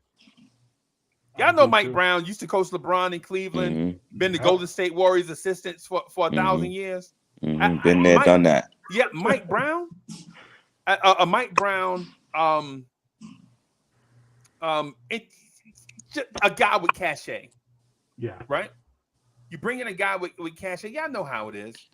Y'all know how it is. It's Tibbs can look at Daichi Yoshimoto and the Greer brothers, and the Greer brothers they don't have no cachet because they ain't never sat in the captain's chair. Right? Mm-hmm. So he's like, how y'all blow that lead? Tibbs do all the talking. We trying to do blah, blah, blah. They didn't come out with energy. Mhm. They did the same thing he'd tell the fans. Mhm. You don't watch the film. I watched the film 6 times. You know what I'm saying? Mhm. And so, but when you have a veteran coach on it that's been there, right? That's been there. You can't push them around. They're not going to be minions, right? They're invested in the team just as much as the head coach. Because if the head coach get fired, they taking over for him, right? That's what I'm saying, Ray. That's why I say you put them guys on the bench. Plus, in the coaches' meetings, Tibbs is gonna say, "Well, I'm thinking about running disco against they starting defense. I'm thinking about running disco, running some Honda in the middle of the first quarter to see, you know what I'm saying, such and such, and then maybe." And I'm just calling names of sets, just random.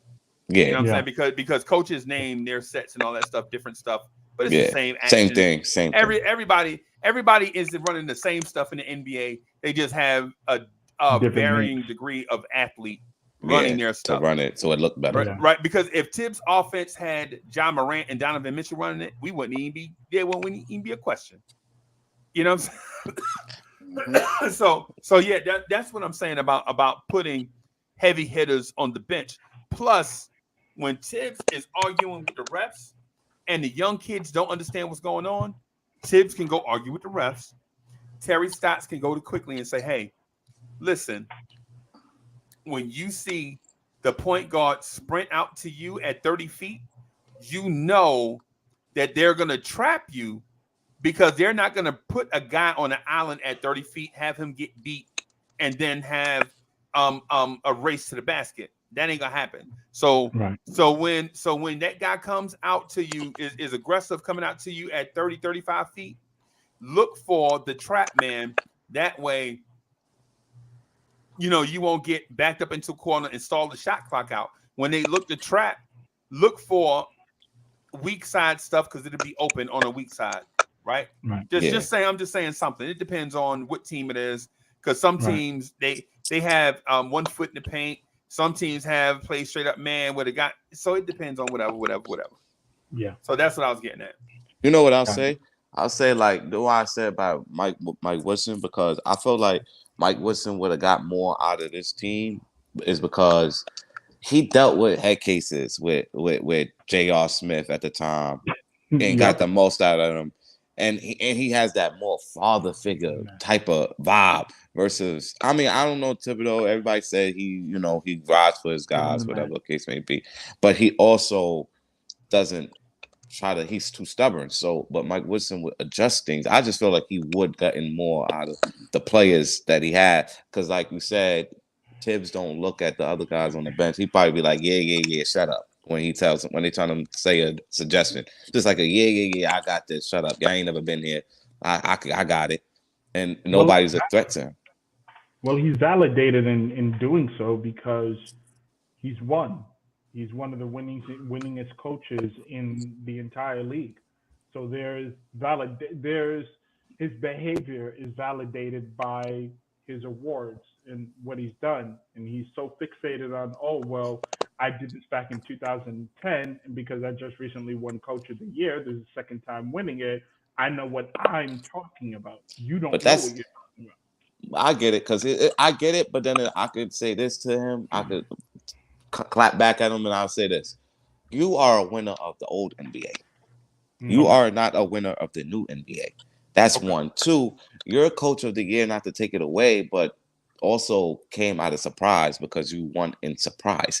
It's not like we was, it was because we wasn't seen to be winning that year. That was a surprise season. Nobody expected that. So he made something out of nothing. Because we didn't have the pieces. It was just all a surprise. So that's why he won. It's like, the Knicks won, so we could give it to the coach because we know we the clown by Mr. Sass. SAS, you know who that is. I call him Sass because he's sassy when it comes to the Knicks. He act really sassy. But it was all a surprise. It wasn't expected. So that's why he got the Coach of the Year, because he made something out of nothing. But he wouldn't have got it if that's the case. It also comes down to ego also, man. After 30 games, you start to see a little pattern and go, what's going wrong? Who can I consult with? And if he respects the guy on the bench, he's gonna consult. Hopefully, he put his ego aside and consult with him. I mean, and look at a specialist, someone who actually knows offense. It's like the cat in the chat, Dennis Mine says Air Force all day. Man, give you a rifle, get on the ground. What are you gonna do, Air Force? You're gonna go crying, right? We'll call you if a plane needs to be fixed and stuff. Yo, Right. Okay, right. yo, help the edge it out. Well, yeah, we'll call you if the computer break down, Air Force. Exactly. If the computer start acting up, we'll call the Air Force. You know? Exactly. But man, Neville Humphreys, that super chat, man, I've been saying that all year about injuries, man. Not just fatigue makes you not shoot well, it increases the chance of getting hurt. And the scary part was he was playing catch doing blowouts. I mean, I'm like, you have your star players in the game when the game was lost or won. Either way, 15, 20-point lead with a minute left, you should never have a player in there. With 2 minutes left, you should try to bring your youth out to just wear them out a little bit more. And, I mean, that was so serious, man. So seriously negligent, I think, that he obviously knew he caused RJ's injury the time he had him in at 6 seconds behind by 20. Mm-hmm. No doubt. So Facts. that's where another coach with a little bit of influence would have said, yo, man, RJ, get him out of here. Or maybe my boy should actually be the man to say to his players, at any point in time, you feel you need to take a rest, a breather, yo, just signal me, man. Give them things like Magic used to call out all the time. Sometimes he'd be like, yo, coach. And, yo, boom, he's on the bench. Because he knows when he's fatigued. And he's honest with him because he also knows that I'm going to go back in because I'm the star. Right.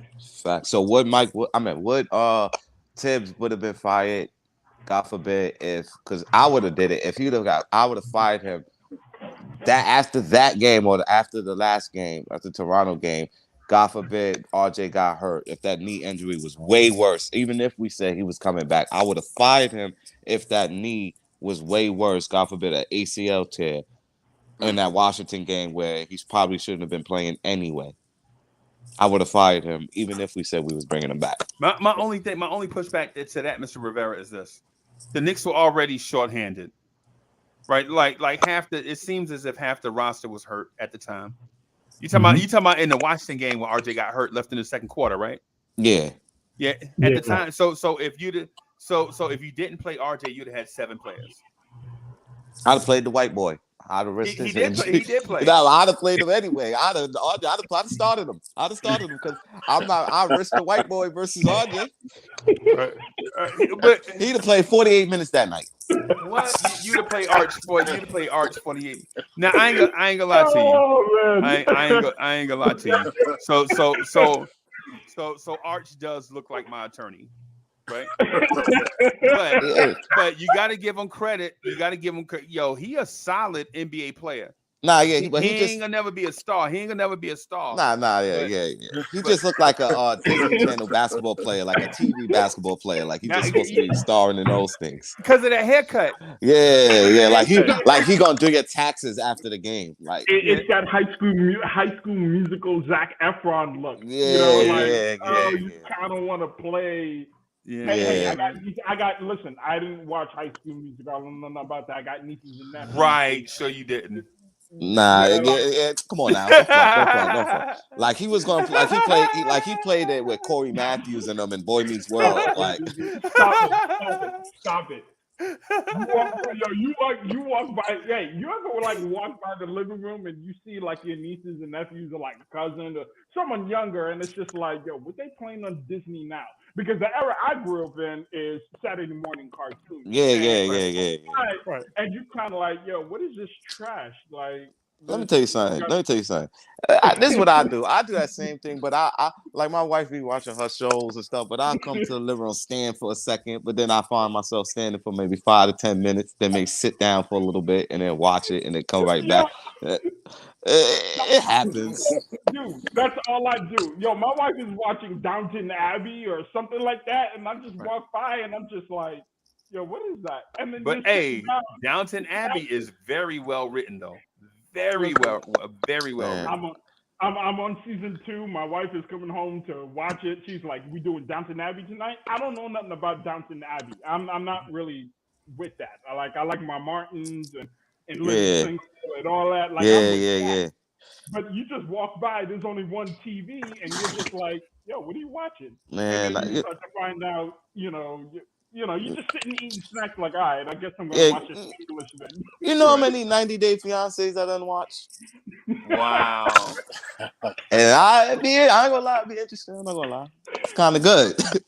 Hey, so let me. I want to ask Anthony A question. So, Mr. Anthony, when out on the West Coast, what's the vibe like for the Knicks and NBA in general? Like what's the vibe in Los Angeles in terms of NBA basketball? Is it oh no, the Lakers didn't make it and this is almost a Clipper town? Or is it more mixed, like you see Knicks fans at the mall or in the parking lot or something? No, I mean it's Laker Town. It's Laker Town all the way. So they're hyping their basketball. I mean, the stadium's filled.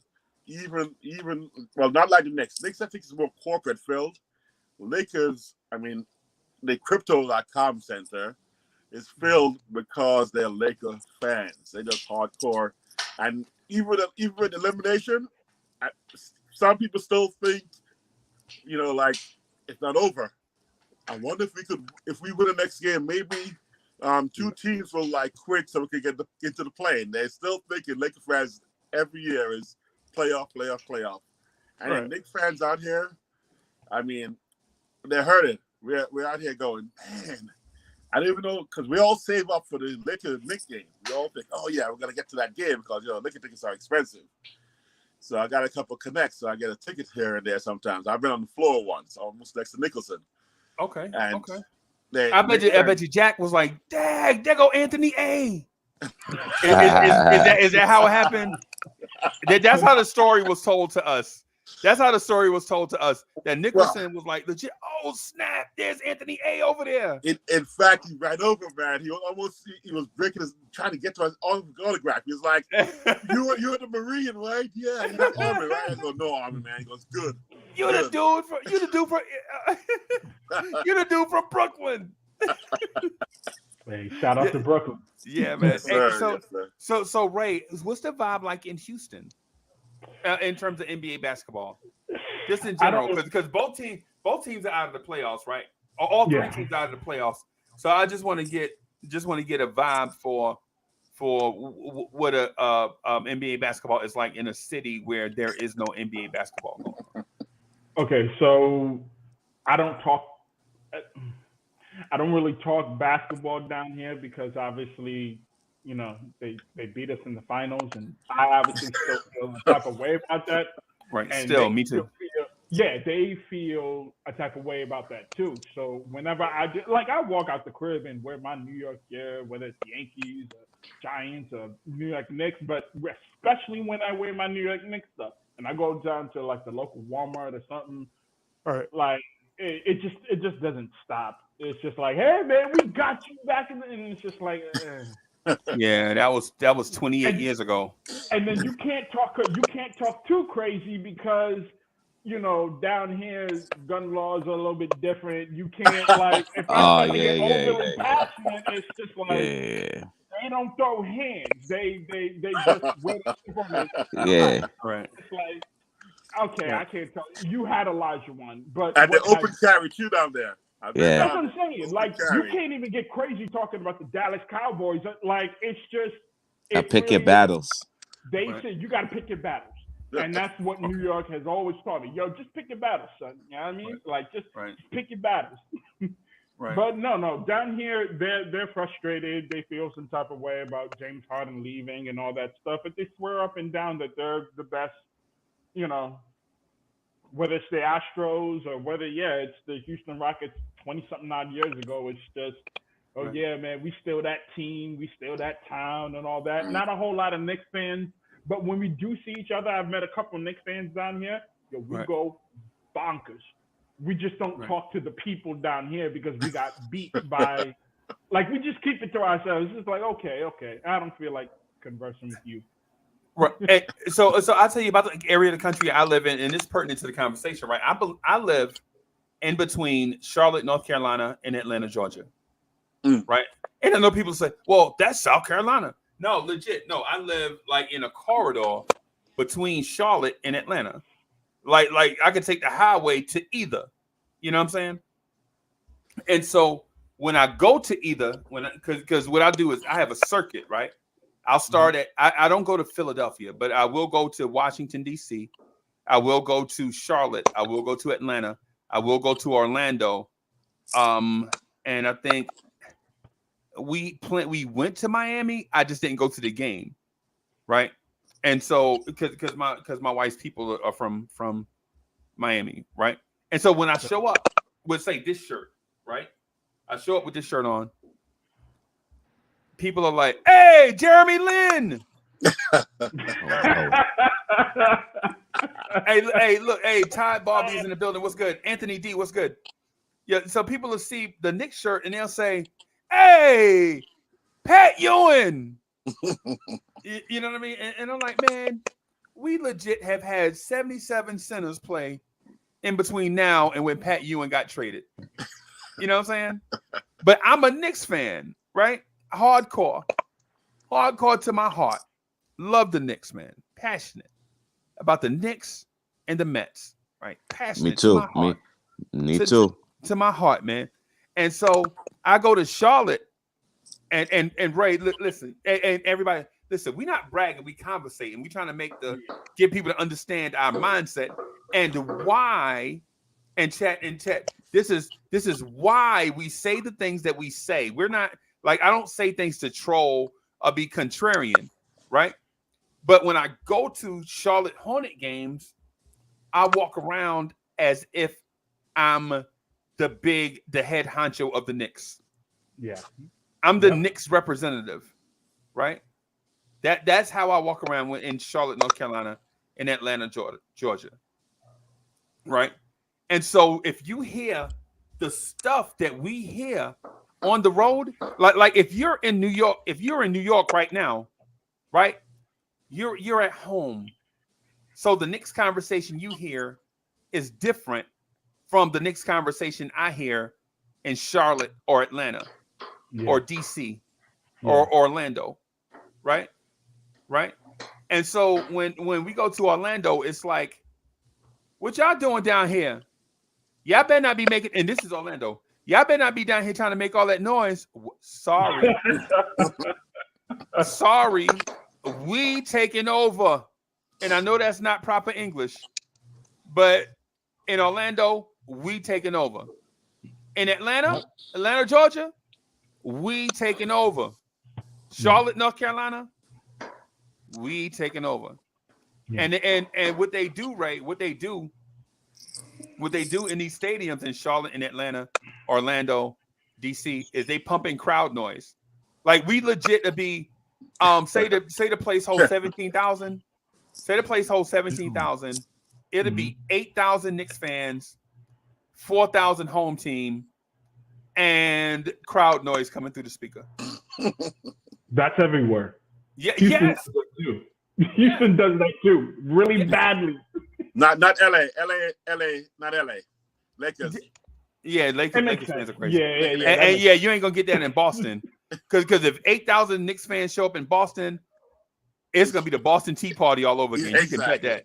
Exactly. You can bet that. But what I'm saying though, Mr. Rivera, is this: like as a Knicks fan, I go to all these places and I hear all these things, and I bring back like for instance, I'm the scouting department for the fan base.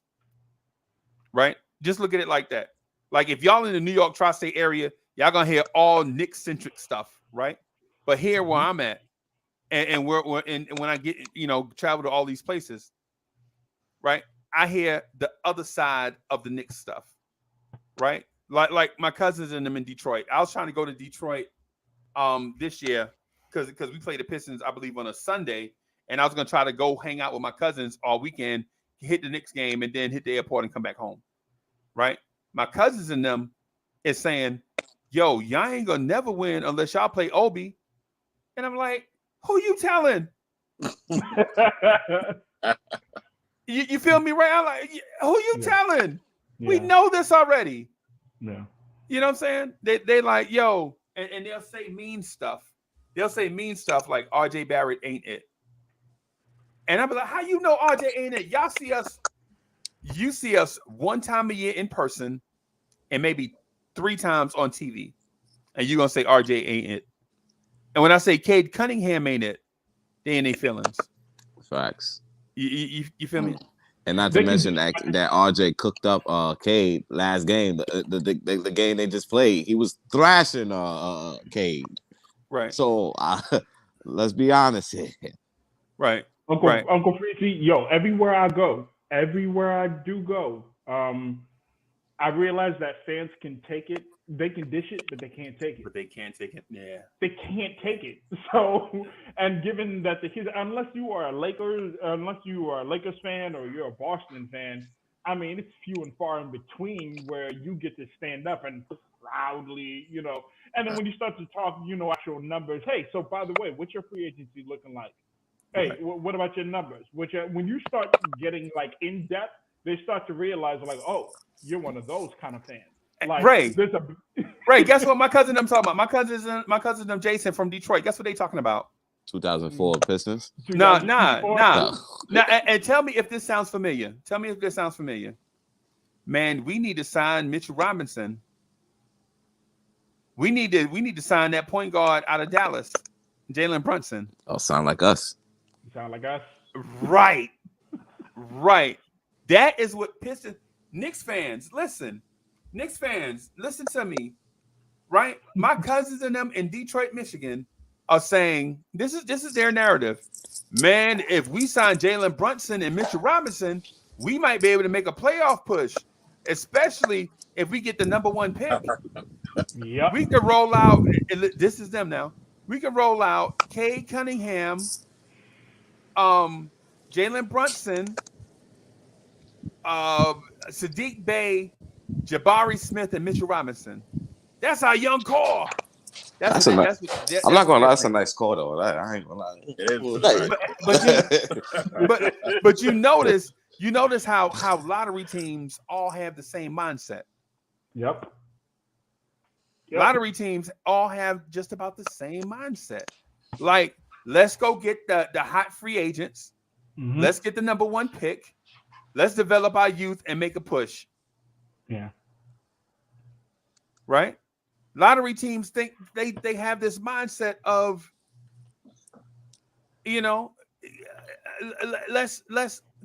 let's steal. Okay. My cousin lives in Baltimore, right? Baltimore, Maryland, right? Mm-hmm. Right? Wizards fan. Mm-hmm. Told me at the end of June, no lie, it's the same day.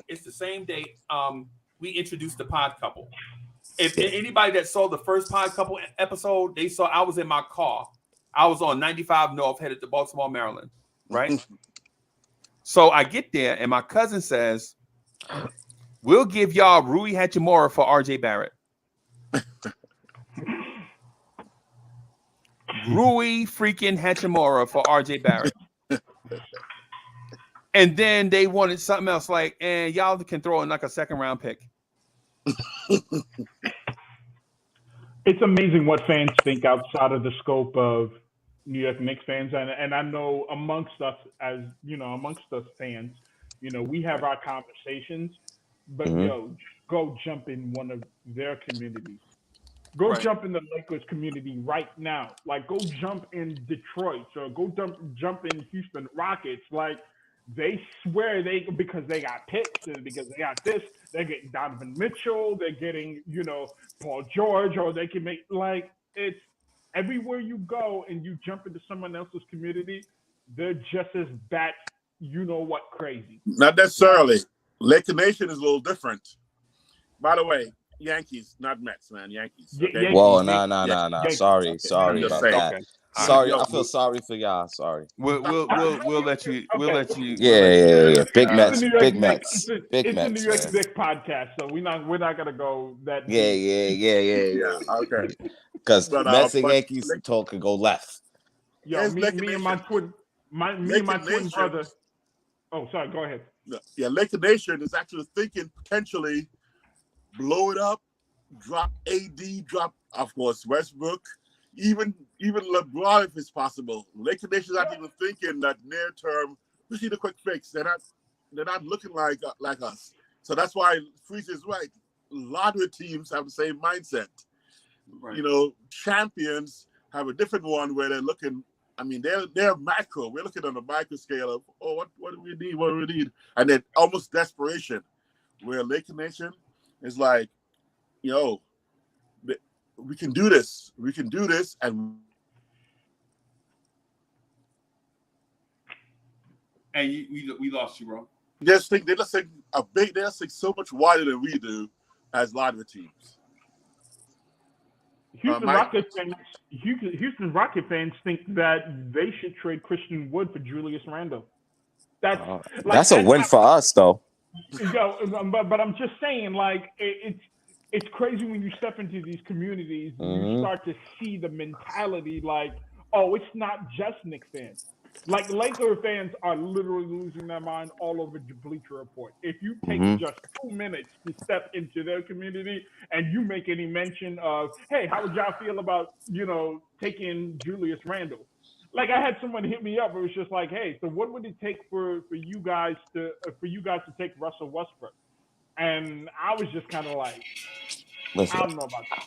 I'll do you one better. So I worked for a company, right? And the owners, very good guys, very cool guys. They come and they work. They know everybody first name basis, right? But in their stores, there's always big posters of Steph Curry. So they from the Bay Area, so they came to New York and opened up like a Mexican restaurant. So it's called Dos Toros, and so it's nothing but big Steph Curry posters. Like I forgot, the things where it's the whole body. I forgot what they're called, right?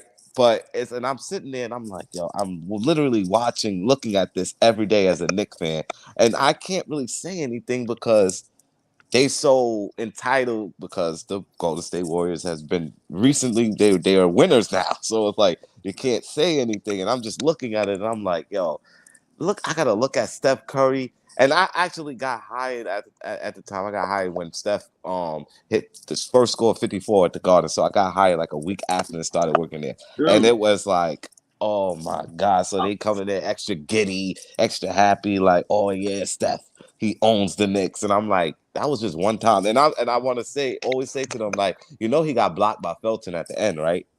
He got blocked. These entitled teams are just as worse as us. I mean, again, as Anthony was saying with regards to the Lakers, like, they expect to win every single year. That is the mentality. My wife is a Laker fan, and she's from California. She's from Los Angeles, and it's just when I talk, I can't talk sports with my wife because it's just I can't do it.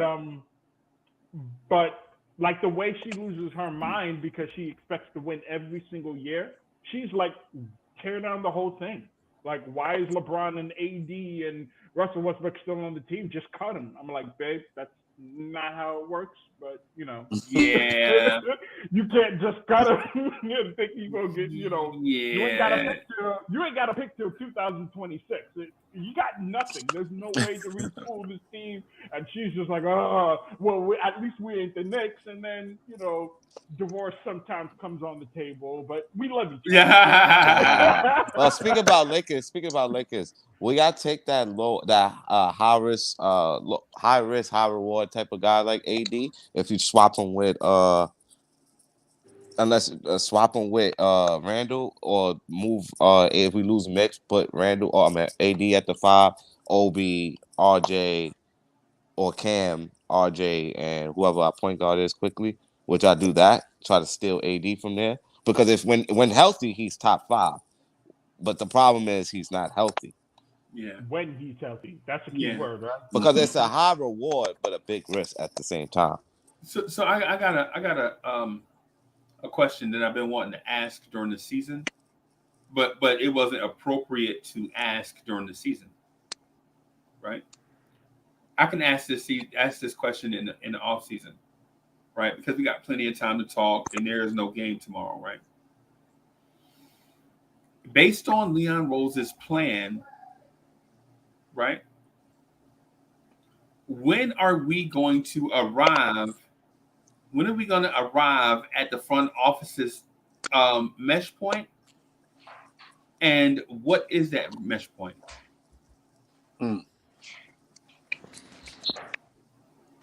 What's good, boss? What's up, Freeze? What's up? Hey, we chilling, bro. Yo, Hey, salute, guys. Salute. How's Lucas? Awesome. His team won 34-11 on Sunday. It's fire. Good, right. man. Good, man. Congrats. Yeah, man. Thank you. So, free AD, high risk, high reward. By the way, Lakers fans would make the trade, but they need all the picks. We'll take Randall, we'll take Noel, we'll take Kemba, but give us also 6 picks. Hey, Lakers fans are talking that. Give us 6 I'm picks. not doing that. Yeah, because they don't have no future. Hey, how about Lakers fans go? How about Lakers fans pick their nose? Yeah, facts. Facts. Did nobody tell you to make those trades I'm not in the first place? No We're silence. taking Noel off your hand. We're taking Kemba off your hand. We're taking Randall off your hands, and we're gonna give you AD. All we want is just those. Yeah, but that team gonna blow it up anyway. Don't be surprised LeBron on a different team next year. Don't be surprised. Well, I would say this though. I think the mesh point for this team in the front office, the ETA, and our expectation is this.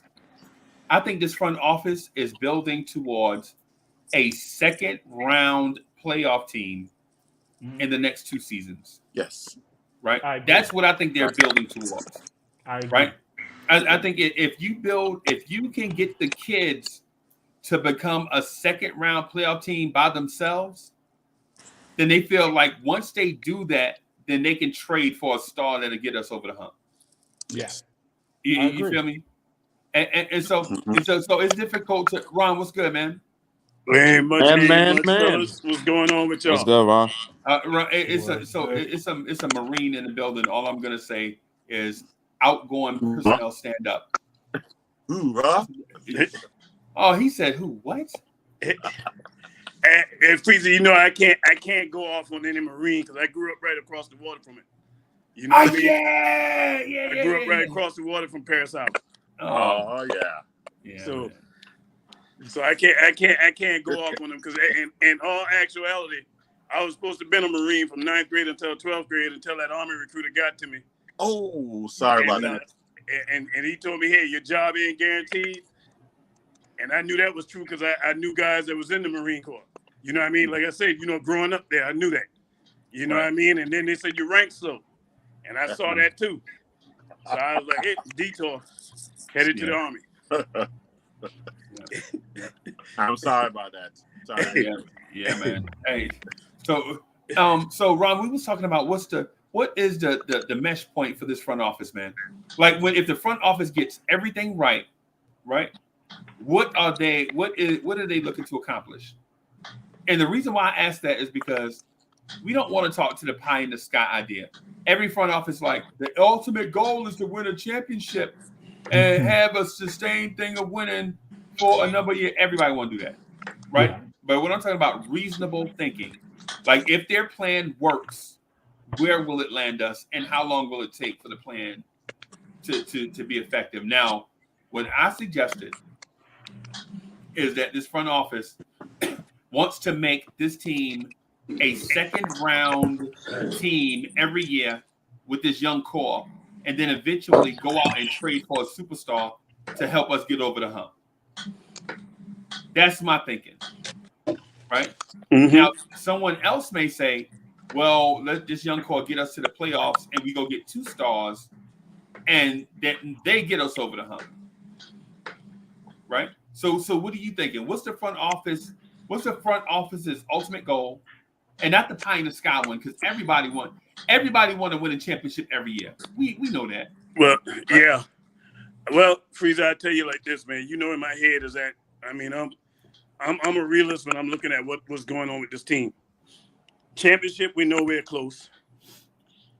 We got a bunch of good young players finally and I preface this way that we're holding on to, because we've had young players in the past. We got rid of them. Right. We got young players that can play that we're holding on to. So if I'm in that front office, last year we made the playoffs. We know that. We know what happened this year, just like a complete 180. What I'm looking at doing is continuing to build with the youth, and this year really establish an identity of how I want to play the basketball game, because that right now is the biggest thing that's lacking on this team. And it's crazy because we got a guy who's supposed to be a defensive coach, but yet we're not a defensive team. Nowhere, not even close to it. So that's the thing that I'm concentrating on is establishing the identity with this coach, finding out what kind of team we want to be first. Because before you can go any place, you got to have a foundation. And right now, we really don't have a foundation. The guy that was the star last year might be on the way out of town. Right. RJ is coming. He ain't there yet. Obi is coming. He ain't there yet. He's improved a lot. Definitely. No. So my thing is, given where we're at, I'm going to say I'm going to continue to draft and stop chasing. What I would do if I'm Leon and them, if I would stop chasing these free agents, that's marginal free agents, that's not going to make your team no better than what it really already is, and allow Quickley to develop at that point guard. I'm not touching a point guard this year. I'm going to give Quickley every shot to see if he can control this thing for the next 5-6 years, or however long it may be, because I'm seeing glimpses out of the kid, and people can say what they want to say, but getting triple doubles ain't easy. And just watching the way the kid has progressed to this point, playing that position, I'm willing to rock out with Quickley, because when the last time that we've had a young point guard to play this well? I'm waiting on it. I can't remember.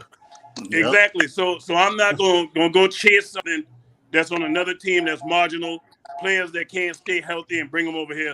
I'm going to just rock out with the youth, man, and just let this thing build the way it should have been built when Patrick Ewing first left. We paying for not building this thing the right way since Patrick Ewing left. Period. Facts.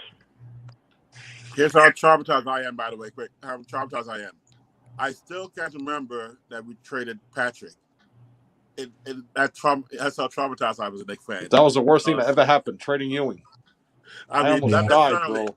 He's on the downside, but still traumatic to me that era was over. And then for the last 20 years, it's been like, where are we? But on your tip, Freezy, I agree. Front office, 2 years, second round. But the thing is, I think we can do it with the squad. I agree with you. IQ, maybe he's been out of position as shooting guard for all the younger years. Maybe his real spot is point, and now he's finally like clicking, and then his mind is resetting to go, this is where I really should have been. And he's slowly developing what it may be innate instincts to like pass the ball, pass first. I mean, he's been thinking shoot first all for the past several years. That's what Tim's been telling them. Shoot it. Right. So maybe deep down, because even Obi, when he's telling Obi to shoot from outside, maybe Obi's instinct should have been fake that shot. Every time there's a fake pass, I don't know how many times on the court I've been there where you fake the ball over the guy, so he turns around and you're like, and Obi's been doing that little fake off and then drive. And the mindset has been wrong. By the way, when I said the kids improved over the last 2 years, IQ and Obi, I don't even know how much Obi improved more than Obi just showing what he's always had. Right. So I think the squad, as it is right now, can be left alone, minus Randall, only because of his toxicity. When we talk about trading Randall, I don't think any of us says Randall has no skills. Randall is skillful. I watch Randall's highlights, I'm like, who was that? And then I saw the jersey number, and I'm like, oh, that's Randall. He's got the skills. It's just the personality, the play style, just that little stuff that's throwing off the fit in this team. And so I think we got the squad with these young kids without Randall. I'm even okay with Noel staying. That's how crazy I am, right? I'm okay with Burke staying, but as long as Tibbs is given a switch in his mind to realize IQ is your point. D Rose and McBride, real point guard. Burks, shooting guard, solid defender. Fournier from the bench. And you come with these stats, and we can, I think, win 10 more games next year without Randall. And I think even Mitch can go, although I wouldn't mind keeping him for the right price. And we can, 2 years from now, be in the second round as we are currently designed and waiting for the next, shoot a drop to grab a superstar or raise a superstar in our mix. I think it's there. Randall's biggest problem, other than his mentality, is his style of play. That's the thing that does it for me. It ain't whether or not he can put points on the board. Everybody know he can do that. But his biggest problem, and you can see it, like he doesn't like playing in the offense where the ball is moving. He doesn't. Right. And I've been going back looking at a lot of these games, and I'm watching him. That's not what he want to do. So you forcing him to play a way he don't want to play. So the best thing to do with Randall is to move him. Now the question is what you bringing in return. Right. That's the major thing. You don't want to get Randall up out of here and then go get somebody at that power forward position, and you got Obi trying to take over the reins. Nope. That's going to be a mistake. And the question is really, and I was thinking about this, Freezy, before I jumped on. I was like, okay, we move Randall. What position are we going to fill? Because I'm telling you right now, I'm not moving Randall to Dallas for no Jalen Brunson, and we got IQ. I don't see that as that big of an upgrade. I don't. And so what are you going to move Randall and bring back to this team?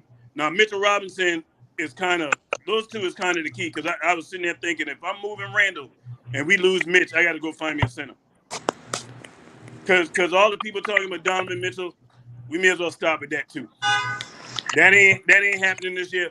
If it happens, I'll be happy. But I am not looking for no Donovan Mitchell to be here next season.